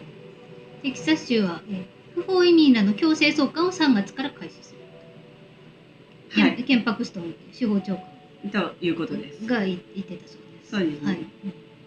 もうカミソリワイヤー説教、これフィルさんのやつだけども、これ飛ばします。カミソリワイヤーすごいですよね。これ、ちょっとちらっとだけいきましょうか、フィルさんの話なんで、一応重要なんで。ロン・ワトキンス、コードモンキーの話ね、ちょっとわかんないんですけど、フィルさんが取り上げてたんでね。で、これが、要は、有刺鉄線ですね。その国境の、上にあった。それを、すごい激しそうなイメージですね。それを、闇側の人たちが取り外したっていうことで、で、それはもう、言ったらだから、今そうやってせめぎ合いしてるのに、簡単に、移民の人たちが入ってこれるようにしようとしてるので、闇側の人たちが。今そういうことが起こってますよっていう話でしたね。はい、じゃあ次。ちょっと一つ飛ばします。一個だけいこうかな。ハーグ裁判。上だけ行きましょうか。どっち行こうかな。上だけ行きましょうか。こっちだけこれね、17人なんですよ。そうね、そうですね。これこの後そのイーさんが投稿して間もないくらいに私が転送したので、その時は15人になってたんですよ。でそれで後から見に行ったら17人にそう編集されていたんです。なんでこれ確か17人。なのでそう投票が15対2とか16対 1になってたでしょ。だからこれ正しく17人です、ね。あ、そうか。地球上で最も権力を持つ17人の裁判官がハーグの法廷に入った。始まりました。でハーグ裁判所は第9条に基づき一応の法的根拠を示したところだ。これは一数がその大量の逆の殺の罪により世界の前で裁判を受けることを意味する。はい、そうですね。ここだけにしましょう。はい、長くなるので、そういう風に今なってます。で次、台湾。はい。ネクソ台湾。来ました。これ来たぞ。よいしょ。なんか始まりそうで始まらない台湾状況がずっと続いてますね。やっとでもこれはおそらくなんかのろしだと思うんですよね。もうトラさんはずっとネクスト台湾って毎回言ってるんで、演説の時に。台湾付近で中国の軍事活動が見られる。いろいろ見られるというのが今起きてますよっていうぐらいでいいですかね。はい。じゃあ次。じゃあ主要人物の行使の動きでトラさん、選挙資格剥奪裁判。じゃあこちら、最高裁判所トラさんの、投票資格剥奪訴訟で迅速審理意見書を提出。今ちょっとこれが起こってるんですよね、トラさんに関してはね。はい。でその後があるんですけれども、はい。でその次、8330万ドル。戦争法マニュアル。そうですね。これじゃ答えでもいいですか？はい。トラさんに8330万ドルの支払い命令、名誉毀損訴訟の件ですね。なっちゃったんです。はい。で下りました。判決が下りました。なんとも興味深い数字だ。で、これね。8たす3は11で3だから。はい。はい。でこれで11.3 になるよと。で 11.3 が旧ドロップでもたびたび登場している、国防総省の戦争法マニュアルの 11.3。そうですね。11.3 っていうのがで一応下にちょっと説明を入れました。でこれがすごく分かりやすくかいつまむと2021年1月20日のバイジーの2世就任式から1年後の2022年の1月20日に、ジュネーブ協定によって、民主党と、中国が米国政府を正式に占領していると認定され軍が正式に11.3 に基づいて米政府を引き継いでいる。そうですね。なんかその1年以内みたいなのがあったので1年経ったらっていうのがあったのでその法律、11.3 の中に。でだからその2011年1月20日の梅神の就任式で1年経った2022年1月20日に、から軍が引き継いでますと。で2023年で1年で今2024年で2年経ったんですよね。米軍が占領している状況からっていう状況です。これもここまでいきましょうか。白い帽子。これは動画だけなんで。これいろんなところでこの写真出てきてると思うんですけど、トラさん白い帽子かぶりましたね。はい。これダンちゃんね。白い帽子かぶってますね。はい。これでテキサス応援するよみたいなんでね。はい。来ましたと。もうトランポさんこれ面白いけどもうちょっと飛ばそうか4つも5つもあるから飛ばしますね。はい。思い切って。思い切ってこれはしょらないとちょっと時間が。もうこれもウェイゴンこれもいらないニュースじゃないから。でさちゃんの件もこれも見なくてもいい。これもいいや。ちょっと前の話ですけどこれも一応言っときましょうか。ニューハンプシャーで勝利。ね、これ前回からこの予備選挙ですね。これでニューハンプシャーでトラさん勝ちましたよと、はい、いうことですね。こういうのが。ズボンが後ろ前？それは私のじゃない。違う人下に下がってる。ズボンが後ろ前ですって。日テレニュース。全然関係ない人の投稿ですけど。そうだったんだ。また出た。はい、じゃあ次。塩ビ服着てるのかな、これは。誰だ。これは天ぷらさんかな。天ぷらさんか。天ぷらさんっぽいね。天ぷらさんかな。今日の通常国会で。ズボンが逆でした。逆さまでした。後ろ前でした。これまだ有効なんですかね。ズボン後ろ前。だと思います。はい。じゃあ次ダンちゃんグリーン。ダンちゃんグリーン。ダンちゃんからグリーン来た。グリーン。これですね。緑の車来ました。ダンちゃんからグリーンライト来ました。これね、トラさんがひょっこり顔です。ひょっこり。可愛い。ひょっこりさんの。まだひょっこりさん。じゃあ次イバンカさんの投稿。もうこれもちょっとまたズボン後ろ前出てきちゃった。出てきた。それ人気ですね。そんな。ね。だからいいねが多いと出てくるのかな。そうかもしれないね。何があれ。イバンカさん。ミカちゃんが見てるね投稿の中のキーワードを拾ってるのかもしれないしね、よく見てるやつのわかんないですけどね。でも日本人の人の私見ないからそうですね。次イバンカさんのインスタいつもちょっと気になるやつがあるんで今日ちょっと特別気になったんでちょっと入れました。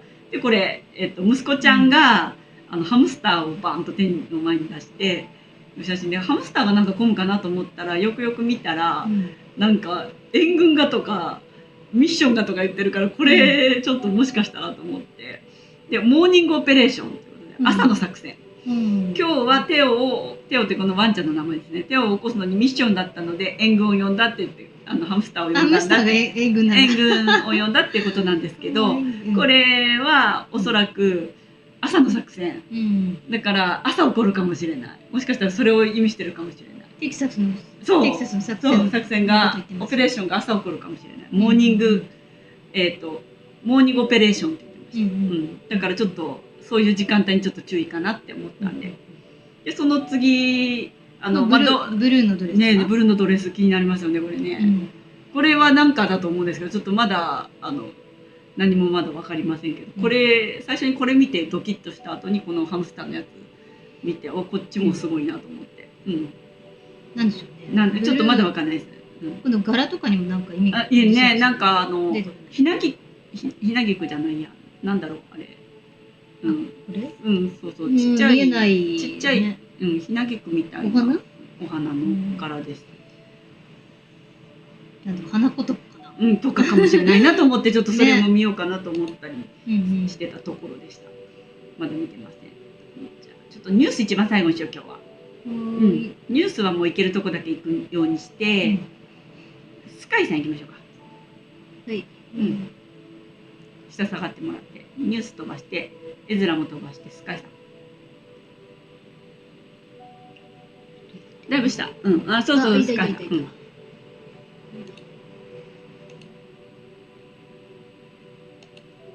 こちら、スカイさん。こんにちはみんな、何という1週間だったのだろう。火曜日の朝、私が目が覚めてから犬を15分間外に連れ出し、家に戻るとどのデバイスも動作しなくなっており、すべてが真っ黒な画面で、全く何も機能していなかった。Wi-Fi ボックスは灰色に変色し、まるで煙が出ているか燃えているかのようだった。私の2台の携帯電話、兄弟の、弟ですね、弟の携帯電話、コンピューター、ノートパソコン、2台の iPad とテレビの画面が全て真っ暗になって何も機能しなかった。なので授業などができないことを誰にも知らせることもできなかった。私のログインの詳細やパスワードなどは全てスケジュールと一緒に私のコンピューターに保存されている。それでコンピューターショップに全てを持っていたところ、SIM カードも全て焼き切られていると言われた。ショップの人は私にいわゆるハッカーの詳細を教えてくれた。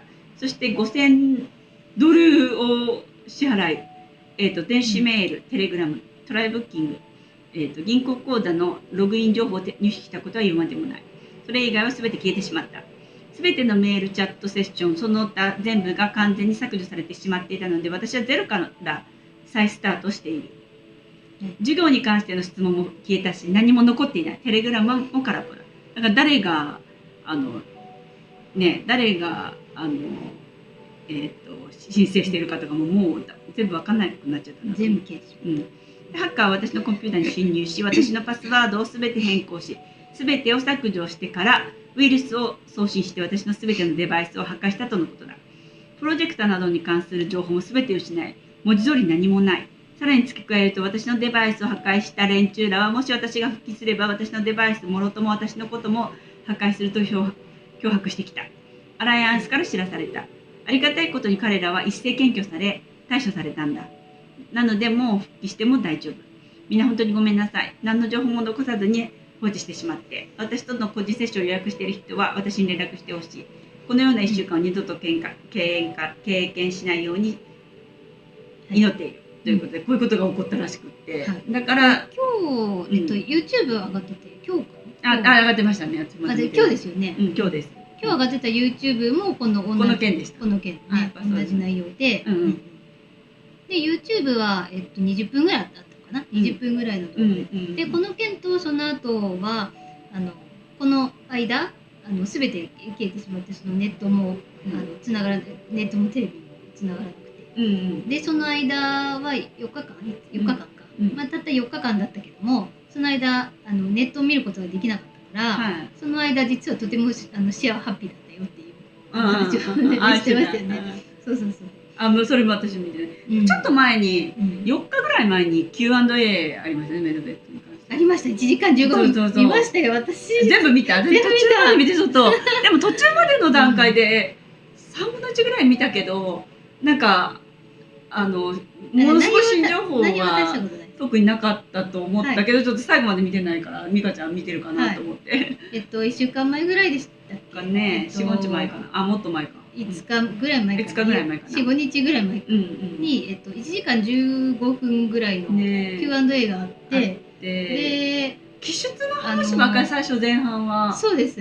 で、最後15分ぐらいだけ、ちょっと面白かっただけ。でも、ほとんどは、Q&A、気質の話でしたね。そうですね。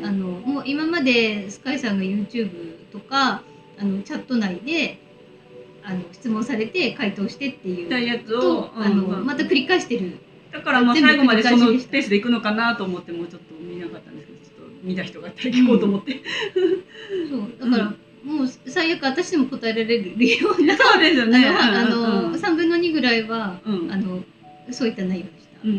で最後の15分の時ところでコマンダーソーってソーハンさんのこと銀河でコマンダーソーってソーハンさんね。でソーハンさんソーハンさんがトラさんがほう。暗殺の危機に暗の殺の危機にあって、それ死にかけて、それでシャイアンマウンテンに多分ソーハンさんたちが多分運んで、それでメドベッドに入れて、その命を救うまでに治療が終了するまでに48時間かかった。はいはいはい。っていう話をメンバーの人が質問でコメントに書いてた。スカイさんが言ったわけじゃなくてコメントにそうやって書いてくれてた人がいたんですね。それでスカイさんはそれに対して、まあ、それが本当だったらその話が本当だとしても私は驚かないよって言ってました。なるほど。そうでその後私その話ググってみましたけど、まあ、ソーハンさんの話だったら絶対どなたかブログでね書いたりしてると思うからググってみたんですけど出てこないです。わからないです。まあ YouTube か何か探したら出てくるかもしれないんですけど、ちょっとわからないですねそれは。はいはいはい。スカイさんがそう言ったんではない。そうでもう一つはそれ最後15分なんですね。でもう一つがスカイさんが作ったテレグラムのチャンネル今ほとんど削除されてしまってるじゃないですか。それでメドベッドのその求人メドベッドセンターを人道支援で建設する人たちの求人を出しているテレグラムチャンネルがあったじゃないですか。でそこも今削除されてしまったけども、もうそこが削除されてしまったんで、まあ、その代わりのような形で今アライアンスがその求人サイトを作ってるんですって。そうなんですね。だからそこにアクセスすればその国だとかその働きたい場所、国だとかその日本だったら都道府県とかで、その検索して、その求人を探すことができる素晴らしいサイトを今作っているのかできるんですってそういったサイトが。それは朗報ですね。なるほど。でそれは資金放出後にそういったサイトができるって言ってました。なるほどね。はい。わかりました。それくらいですね。他にそんな目立ったような話はなかったです。Q&A では。はい。ありがとうございます。それでそうですね。でスカイさんの動画はその Q&A とこの話ね。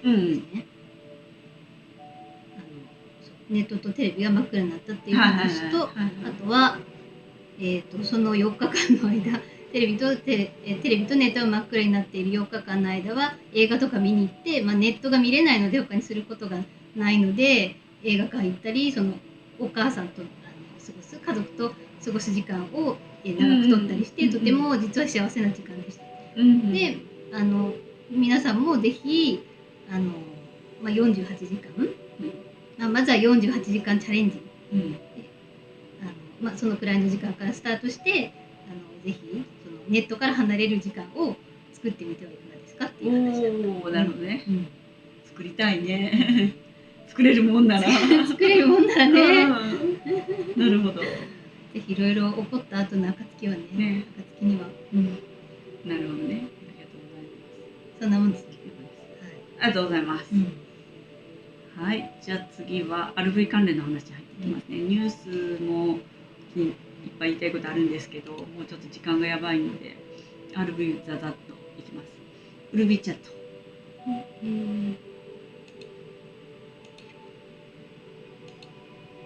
じゃあこちら、ウルバリのライブチャット。これは昨日。でみんながストレスを抱えていることは知っていて1月も終わりに近づきみんながますますストレスを感じていることは承知している。はっきりさせたいのはウルバには正しかったということ。資金は放出されている。僕はアドミラルグループやマイケル・ルービン関連の弁護士と電話をしていた。資金はペイマスター口座に振り込まれた。今月末までにはクジラたちに通知が届き支払いが行われる予定だ。支払いは QFS の口座に直接振り込まれる。彼らに僕にこう言った。もうこれを止めることはできない。繰り返すが僕が知っていることをあなたに伝えているだけなんだ。ウルバには正しい何を言われようと信じ続ける。今は終わりに近づいており、我々は祝福されるだろう。我々は祝うことができる。舞台裏ではたくさんのことが起きている。これは僕が前に言ったことを確認するための短くて美しいテーマだ。良い一日を。今日は90度くらいになるそう。ということで、はい。そういう感じで、ウルヴァリンは正しかったという。で、次。24日の方のウルビチャット。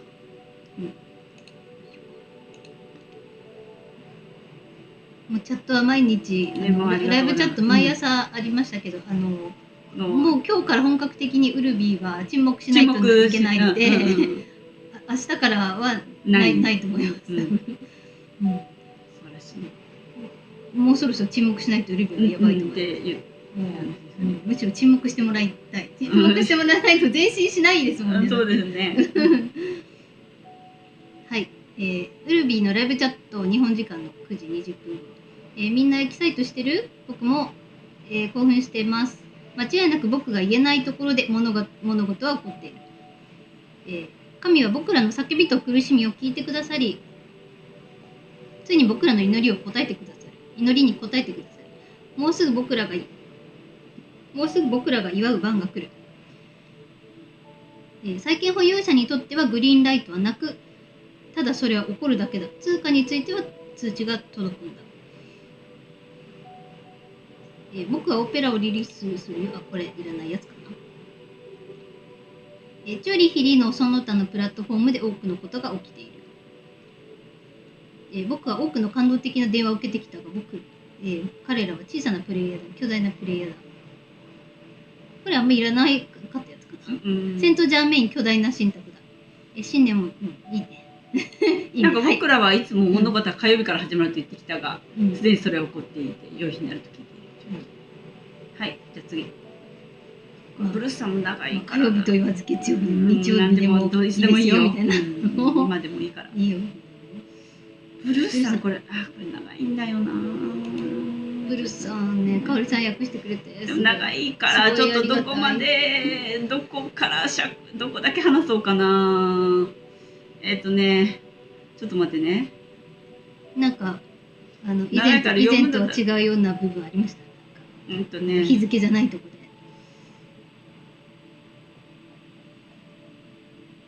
で。今朝、1400通の E メールが債券販売会社に送られ、いつでもアクセスできるようになると伝えられた。で、40万通の E メールが明日から一晩の間ではないにせよ、T4B 主にアメリカ、カナダ、オーストラリア、ニュージーランド、カリブ海諸島に送られる。っていうの、これ、いつだ、おとついの話ね。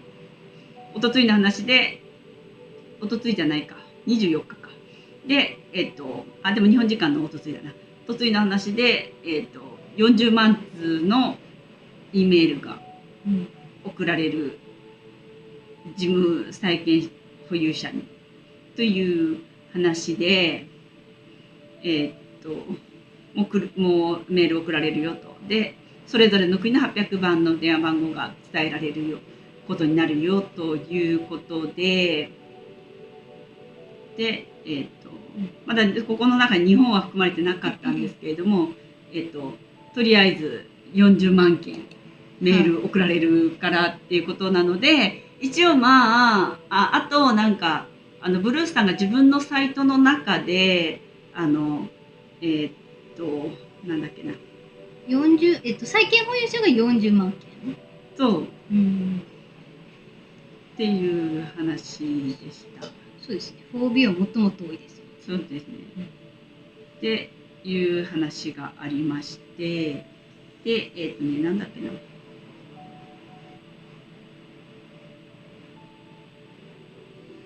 な。とりあえず、ブルースさんの、ザ・ブレスド・アイデアーズグループっていう、無料の会員登録のシステムがあって、それに会員登録も私半年以上前にしてますけれども、美香ちゃんもそうですけど、いつもまだメール来たことないんですよね。来たんですね。そう、だから本当ここぞという時になったらきっと来ると思うので、もしまだ入ってない方いらっしゃったら、一応そのディナールリキャップスだけじゃなくて、こちらもいい情報がもらえる可能性もあるので、入られたらどうですかっていうののおすすめと、あとなんか、その自分のサイトの中で、これもなんだかな、求人というか、その人道支援をしたい人たちのやっぱ働き先でね、求人ですねのも求人っていう言い方じゃなかったな、手伝ってほしい人を募集していますと、人道支援の仕事を手伝いたい人を募集しているので、そういう人たちをその自分のサイトで募集しますよってことも言っておられたので、それだまずはこちらにそういう意思のある方は意欲のある方は登録されたらどうですかっていうことをお勧めしようかなと思って、はい、以上。リナールリキャップスはもうものすごい溜まってますけどね。全然見てないんで。見てない。全然見てない。めっちゃ来るけど、ブルースさんは全然来ません。はい。マークデート24日。時間がもう2時間半経とうとしてる。急がなくちゃ。マーク Z さんでしたっけ、マーク Z さんはもう全然新情報がないんでね。毎日同じような話を繰り返してるわけです。あとニュース読んでるだけですね。マーク Z。私はタイミングを知らないが、私の債権関係者は2日後の24日までに、24日で過ぎましたね。過ぎましたね。じゃあいっか。まあでも、ここでこれどうしようかなと思ったけど、出したのは彼らの多くは俯瞰支援で 1% 得ることを期待しているというさっきと同じ情報がここにあったので、はい、じゃあ次。これもいいや。フランクも飛ばそう。じゃあ、ウルビーの24日コロンビアで支払い命令。は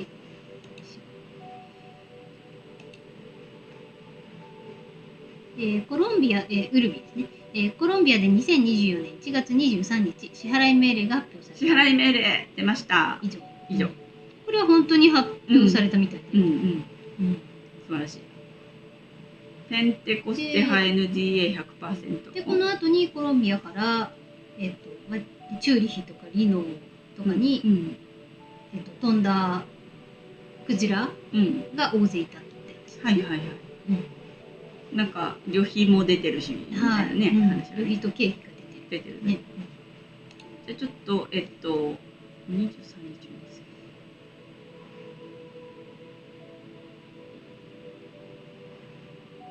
ペンテコステですね。それはちょっと飛ばしましょうか。飛ばして。23も飛ばします。24日温泉行きましょうか。よいしょ。これもいいか。もう順調に進んでますよとかの話なんで。じゃあいいや。次じゃあゴルディロックスさんだけで。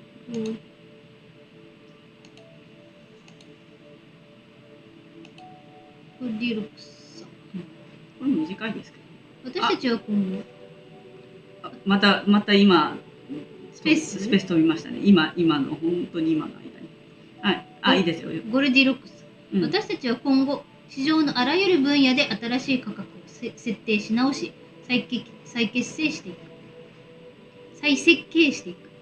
外国為替もその一つである。ゴルディロックス。だけですけどね。はい。スペースまた落ちちゃいましてすみません。はい、戻しました。はい、じゃあ次。以上です。以上ですね。はい。じゃあ次ニュースなんですけれども、ニュース関連の方に行きまして。戻ります。ペンタゴン元職員。どうします？これ飛ばしましょうか。ヘリウム言いたいやつこんな感じでヘリウム行こうか。これヒルさんの話ともね、ヘリウムって NASA の話。これちょっと面白かった。面白かったですね。これじゃあ読んでもらっていいですか。世界で最もヘリウムを消費しているのは NASA という結果が、これ Google に質問したら出てきたそうですね。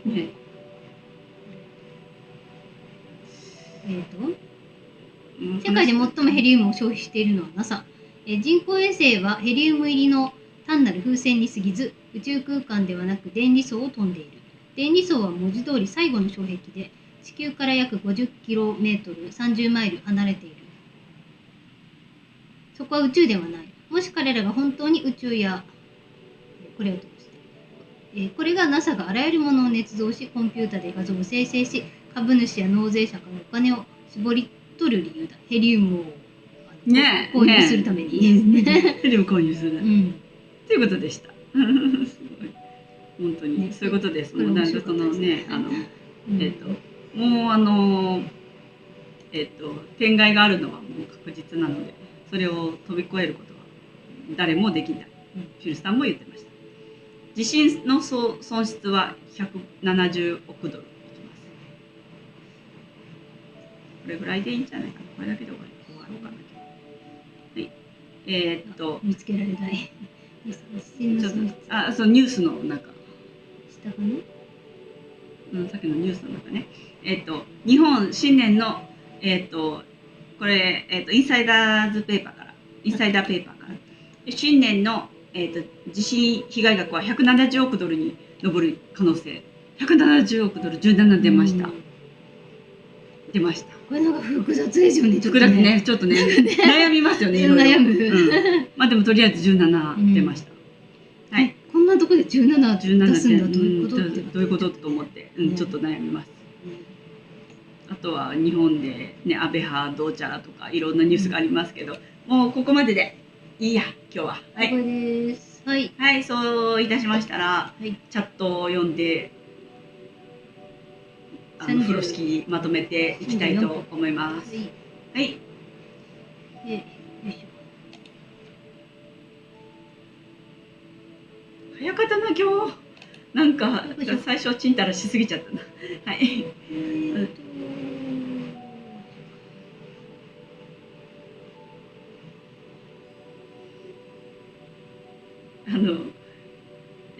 スペースのコメントが入ってて、15万石さんからお疲れ様です。香織様めちゃくちゃ食べてますね。めちゃくちゃ食べてる。めちゃくちゃ食べて、今日夜夜ご飯食べてなかったからすっごい激しく食べて。私始まる前にめちゃくちゃ食べてました。始まる前も食べたけど、始まってからももう激しく食べてた。なんかちょっと激しく食べ過ぎてちょっと止まってしまった。全部食べきると思ったけど、なんかポテチも余ってるし、チョコレートも余ってる。お待ちくださいませ。な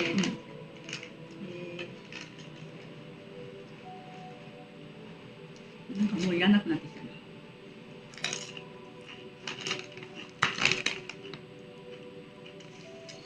結構してる。0202さん、海流も北半球と南半球で違うんです。ああ、そうなんですね。なんだろうね、それ。でもすごい興味深い。そういう話大好きです。でもフィルさんの地図からいくと、それは関係ないはずになっちゃうんだよな。おかしいね、わかんないね。こう健さん、ボルダの振り子で重力加速度測定をしているとコリオリの誤差が出ます。確認しました。なんでしょう。わかんない。面白そう。なんか。ボルダの振り子ですね。調べます。コリオリの誤差。面白そう。後でググりますね。ありがとうございます。キャットさん、北極は磁力が強いからその影響を受けるとか。それもあるかもしれない。それはあるかもしれない。それは磁力かもしれないな、やっぱりな。どんどん離れれば離れるほど薄まるから、それが何か関連してるかもしれない。コウケンさん、短波通信ではショートパスとロングパスからショートパスとロングパスがあり、球体を確認できます。あとそのフィルさんのやつで、ニュージーランドからもうちょっとまあ南っていうのか外側っていうのか分かりませんけれども、外側に行ったところに、ニュージーランドですか？もうちょっと外側に行ったところにもう南極寄りってことですね。外側ですね。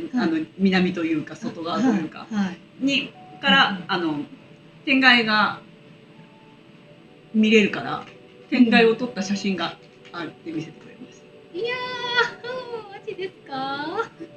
だからあそこはもう立ち入り禁止になってるんですよ。もうすぐニュージーランドからちょっと行ったらすぐその場所に行けてしまうけれども、行ってはいけない立ち入り禁止地区にされてるけれども、そこに入れば天外が見えるらしいです。めっちゃニュージーランドからはすぐ近いらしい。端っこのとこ見える。見えるらしいです。はい。南極の氷の塊のもう超えて塊の一番外側にこうやって始まってるんですよね。素晴らしい。ニュージーランドが一番近いらしいです。コウケさん、月までの距離は月面反射通信で自分で測定できます。すごい専門的なコウケさん、すごいいろいろ教えていただきたいです。お詳しい。すごい。ゆきこさん、イランとイラクが肝なんですかね。肝ですね。今とても肝ですね。肝ですね。0202さん、フンポルド寒流があるので赤道に近いペルーなどは結構涼しいです。赤道に近いペルー。涼しいんですね。意外に。すごく暑そう。常夏のイメージ。赤道っていうのがまたちょっと認識がね、球体な場合とフラットの場合とは違うので、なるほど。寒流があるんですね。勉強になります。コウケンさん、通常の学問を理解しなければカバちゃんの闇は暴けない。なるほどね。通常の学問、そうですね。すごい。またかさん、はじめまして。RV は DS の計画です。ティア1は中央銀行なのに矛盾してるでしょ。子供でもわかる話。はい、わかりました。ティア1は中央銀行。ちょっと多分よろしくない話だと思ってちょっと飛ばしましょう。銀行でもティア1銀行ありますよ。ね。はい。BOA とかバンコブアメリカとか。ティア1に。はい、チコさん、トレシートレックさんによれば、テキサス州の国境で起こる内紛がトリガーイベントになるようです。やっぱそうですよね。そうだと思います。RV もセキュリティコードがまだ入力されておらず、カバちゃんに強奪されることがなくなったら入力されるみたいですね。なるほどね。ゆきこさん、チコさん、それどこかで言われてましたね。トリガーがあちこちに、コウケンさん、光があれば闇がある。コウケンさん、北極があれば南極がある。モノポールは存在できない。モノポールが一つしかないってことだけど、モノポールですよ。フィルさんの話だとあれ、わかんない。はい。0203さん、ミカちゃんの犬はみかんが好きなのね。もうミカちゃんの犬はみかんが好きなんですよ。もう私の顔見るたびにみかんのおばちゃん来たみたいな。そうみかんを、私を見てもうみかんしか見てない。もうそれで学習してしまって、みかんの人来た。みかんの人みかんのお姉さん来た。来たっていう認識です。先週は私がみかん持ってくの忘れちゃったんで。あれーって顔してた。みかんがないみたいな顔してた。私の顔見て。で今日はもう鼻クンクンしながら今日みかんあるみたいな。まあみかんに限らず何でも食べますけどね。食いしん坊なんで。ケンケンさん。今回の RV は DS が不当に支配した国がメインに昔のレートに戻すということそうですね。DS が不当に支配した国をメインに昔のレートに戻す。まさにそう。はい。またかさん、すでに光と光に変わっている。下流側終了した。御礼磨きのポイントは RV を捨てることです。はい。飛ばしましょうそれ。はい。はい。ゆきこさん、ケンケンさん。ならばアジアとロシアであってリミッターは上がりますね。上がりますね。はい。あ、じゃあ、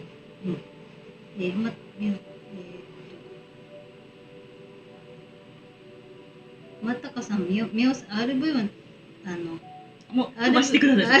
すいません。 RV はRV って別に珍しいことでも何でもないですよ。歴史上で何回か起こってきたことなので、その絵空事とかではないですよ。もうちょっとよそでそういう話はしてくださいね。勘違いされてると思うので。そうですね。0202さん、T1 がコロンビアなのはやはり移民しようと来る人移民しようとしてくる人たちが戻って復興させるための支援ということなんでしょうか。それももしかしたらあるかもしれないね。確かにね。そういう意味合いももしかしたらあるかもしれないですね。確かに。貧しい国を先にね。なるほど。そういう意味もあるかもしれない。ひょっとしたら。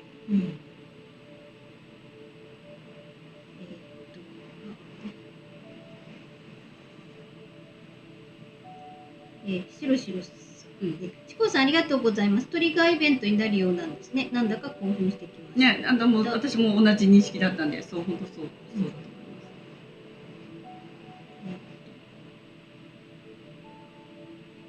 す。そうか統一は出ていけ。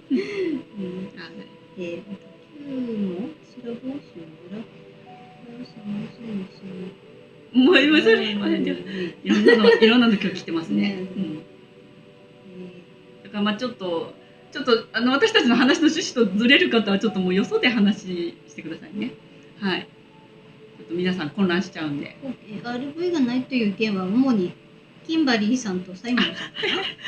サイモンさんもなんですか？いや、それはないですね。サイモンさんは違いますね。偽サイモンさんじゃないですか。はい。キンバリーさんの話はもうこのチャンネルではもうもうその話したらもう出入り禁止になります。はい。一名のところ行きよ。はい。一名のところ行きよって。違う、ケンケンさんが一名のところ。じゃあ。いってらっしゃいませ。いってらっしゃいませ。どうぞ。ゆきこさん、末端の公園が知らない場合、支店長に聞くのが正解ですね。そう。でそれで、それでそのね先ほどの今日話した例の方はそれがあったから恩恵に預かれたみたいですね。他の人よりも早く。まあ言ったら出てきてくれますよね。きっとね、日本でも。と思います。ちょっと支店長と話したいんですけど。ですよね。まあまだ日本ではどこまでどうかわからないですけど、でももういずれにしてももうそういうことが起こってるって事実があって、待てばそういう時期が来ますから。ね。はい。ちこうさん、しろしろさん、ここ数日は何が起こるかわからないですね。ハラハラドキドキですね。ちこうさん、嵐が来た？嵐が来るようになったのは、かおり&ミカチャンネルが広く認知されてきた証拠かな。ありがとうございます。素晴らしい。素晴らしい。ありがとうございます。ちこうさん、多分、モデレーターが必要かも。確かに。皆さん、嵐と表現とは素晴らしい。白帽子かぶった時はおおって思いました。ねえ。おって思いました私も。ちこうさん、スカイさんのハッカーの話は驚きました。そうですね。そんなことあるんですね。ねえ。びっくりしました。ちょっとわかんないですけど。ちょっと怖くなっちゃいました。いやー、最初も一瞬、ヒルさん頼まれたって思ったけど、一瞬最初。わかんないですね。ちょっとどこまでがどういう話なのかそれも。はい。そのアライアンスの人たちがその再三にわたってね、もうネットはやめろって言って、そうだから妹がやったような気がして、スカイさんはそれでも続けてるから、そう最初アライアンスがやったのかなって思ったけど、でもわかんないです。カバちゃんの方かもしれない。いや私はちょっといい方がやったんじゃないかなって気がまだしてますね。はい。わかんないですね。わかんないです。開けるまで。だからフィルさんのような人が頼まれるんじゃないかなってちょっと思っちゃった。捕まったってことになってるし最後だから、だから捕まったんじゃないんじゃないかなって。ケンケンさん、これまでの通貨再評価は D です。これまでの通貨再評価。そうなんですか？うん。今回は金資産担保レインボー通貨に切り替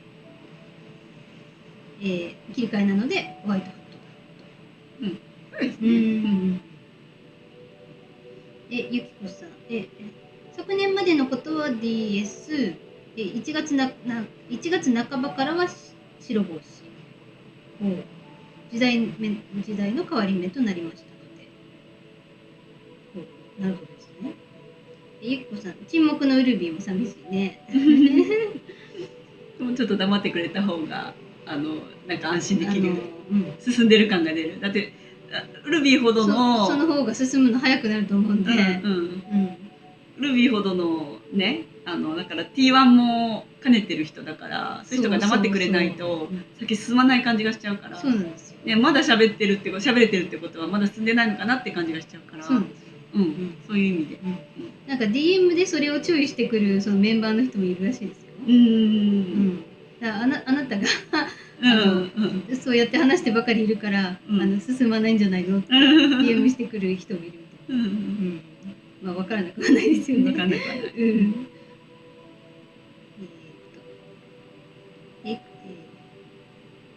0202さん、これ人工衛星かな。はヘリウムだったのか。それは結構ね前からみたいですよ。そういうね。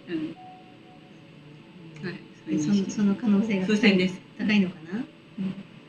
10時こうちゃんさん、今夜も遅くまでありがとうございました。だから軌道とかないから、軌道に乗ってるんじゃなくてただ止まってるだけなんで、停滞してるわけね。止まってるだけなんで、軌道に乗ってるとそれはそうですよね。ぷかぷか浮いてる。大阪の上にあって、もし地球が回ってるって言われたらそれ軌道に乗ってるって言わないと、ついつま合わないから軌道に乗ってるとか言ってますけど、ただ大阪の上浮いてるだけとか、止まってるだけだから何もしてない。タイパンさん、今日もありがとうございました。2月15日まであと2回。会えない時のためにこんにちは、こんばんは、そしておやすみというおやすみなさい。ありがとうございます。ゆきこさん、昨日キッシーが10万を石川の方々に給付金として渡すとのことでしたので、堺や岸和田にクジラがついたからでしょうかね。だったらすごいね。給付金なんかね、ヤフーニュースで私もちょっと見ました。確かに、はい、見ました。小寺優香さん、こんばんは。こんばんは。ゆきこさん、美香さん、かおりさん、今日もありがとうございました。感謝します。ありがとうございます。未来さん、遅くまでお疲れ様でした。今夜もありがとうございました。ケンケンさん、エクアドルは夜寒いですよ。エクアドルにお住まいなんですかね。ああ、寒そう。エクアドル、確かに。0202さん、30年前に南極旅行へ行った人がいるのですが、チリ南極が見えるのです。チリから見える。チリの南から南極が見える。チリから見えるでしょうね。見えるってそうね。なるほど。見てみたい。エクアドルはアンデス山脈の高地にあるので、寒いです。エクアドルはスペイン語で赤道の意味です。ああ、そうなんだ。素晴らしい。小寺さん、T4A ドンのバックスクリーンレートわかりますか？わかりません。T4A わからないです。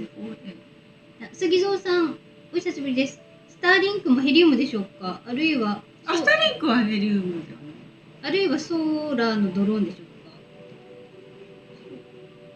スターリンクヘリウム？スターリンクヘリウムではないんじゃないですか？可能性がなくもないかもしれないですけどね。でも違うと思いますけど、ちょっとわかんないですね。スターリンク風船じゃないですよね。ないはずですけど。でも可能性もなくはないですよね。確かにね、それは。ね、わかんないですね。確かに。詳しく何か聞いたわけじゃないんでわからない。TK さん、ウルビーは T1 なのに情報を提供してますがね、そうです。ウルビーは T1 支払い受け取って、NDA になってないからですよね。ね、NDA になってないのが不思議だから。そうですよ。そうなんですよ。その辺のことよくわかんないです。わかんないですよね。思ってたんですよ、私もずっと。いつまで喋れるのかな、いつ NDA に入るんだろうこの人と思ってて。ね。ケンケンさん、スターリンクは天外に突き刺さっているのでは。突き刺さってるのかな。あ、そうですね。ぶち当たって、シャーンってなってますね。そうですね。突き刺さる。でも天外の外まで刺さるようなものではないですよね。突き刺さらずに。やっぱね、爆発したんですよね。ぶち当たって。なんかほら民間でそういった研究してる人たち組織、集団で、こう独自のロケットを作成して、それで飛ばして上空まで飛ばして、それでカメラを備え付けてあって、それでずっとこうバーって飛ばして、それで途中でガツって当たるんですよね。そういう動画あったんですか、昔。ガツって当たるんですよ。わあ、やっぱり当たるんだ。それ天外に当たってます。天外に当たってるよねっていう動画。そう当たってますよね。そう何年か前に出てたと思うんですけど。ガツって当たるんですね。ガツって当たってた。フィルさんが星は天外の中にあるって言ってた。と思って。中？外側じゃなくて外側にくっついてるんじゃなくて。中にひっついてるって言ってた。中。ちょっとまだ分かんなくって、でその月がプラズマですというのは分かって、透けてます。月は透けてるから、物体じゃなくて気体のようなもの、で向こう側にある星が透けて見えるし、雲も前にも後ろにもあるから、天外の中にあるのは間違いないじゃないですか。透けて見えますと。で私は星は天外の外にあるものが見えてるんだと思ってたんです。私もです。ちなみに天外はクリスタルらしいですね。再生するクリスタルらしいです。水晶体らしいですよね。で、星は内側に張り付いてるような言い方してたかな。外側に張り付いてるんだと思う。内側って言ってた。それで外側に水の膜があると思って。私も外側だと思ってた。外側と内側両方に水の膜があって天外が挟まれてる。でもね、やっぱ外側だとしたら、多分そのクリスタルで分厚くてこうなってるからレンズみたいな感じだから、あんな風にはやっぱり見えないんじゃないかなと思って。レンズだからブワーってなったりとか、外側の景色が見えるなるはずだけど、星ははっきり見えるからやっぱり内側にあるみたい。そんなに近かったんだみたいな。そう、星を顕微鏡すごい専門的なね、顕微鏡でちゃんとしたものすごい望遠鏡、望遠鏡、そう望遠鏡か、望遠鏡ちゃんと立てるやつね。望遠鏡で星を見るとボヨボヨっとしてます。ボヨボヨっとしてる。ボヨボヨって揺れ動いてるから、まるで水の中にあるその物体を見ているような外見なんです。揺れ動いてるような外見なので、それだったらレンズ通してる可能性もありますよね。そうだからこう外側の水の膜水の膜を通して見ているのかなって思ってたんです。なるほど。ゆうさんは内側って言ってたから、もうちょっと私も頭パニックになってそれ以上考えられない。との話でした。はい。じゃあお時間ですね。はい、お時間もいいお時間になってきたんで、ちょっと連チャンって結構長くなっちゃいましたけど、はい。そんな感じ。まだありますね。0202さん、T1 はマウリシオさんとトラではないですか。トラ。マウリシオさんは T1 なのかな。マウリシオさんはその大きな人道支援団体の責任者の方ですね。T1 なのかな。T1 だと思う。T1 って言ってたと思います。トラさんは分からないです。小寺さん、T4 の人のメール、フリーダイヤルはいつ頃来ると思いますか。そのなんか48時間後 1% が放出された後の48時間。通知のメールですね。もう間もなくじゃないです。かっていう話ね、来週とかであってもおかしくないんじゃないですかっていうような話にはなってますけど、ちょっと分かりませんけど。はい。なおこさん、フィルさんは惑星は天外内に閉じ込められたエナジーポケットだと言ってました。でもまだ理解できてないです。そう、私も言ったけど分かんなくってちょっとまだ私の頭が落ち着いてないです。はい、以上です。はい、ありがとうございます。はい、ありがとうございました。はい、はい、じゃあよろしいですか。そんな感じで今日はお開きとさせていただきたいと思います。もう1時ですね。はい。はい、いい時間になりました。今日も長時間お付き合いお付き合いありがとうございました。また長くなってしまいました。はい、そういたしましたら以上で、今日は失礼させていただきます。皆さん長時間ご清聴ありがとうございました。よこあるさん、けんけんさん、0202さん、ゆきひろさん、ありがとうございました。ありがとうございました。ではさようなら。はい、じゃあ皆さんおやすみなさい。失礼します。おやすみなさい。はい、失礼します。はい、ではスペースの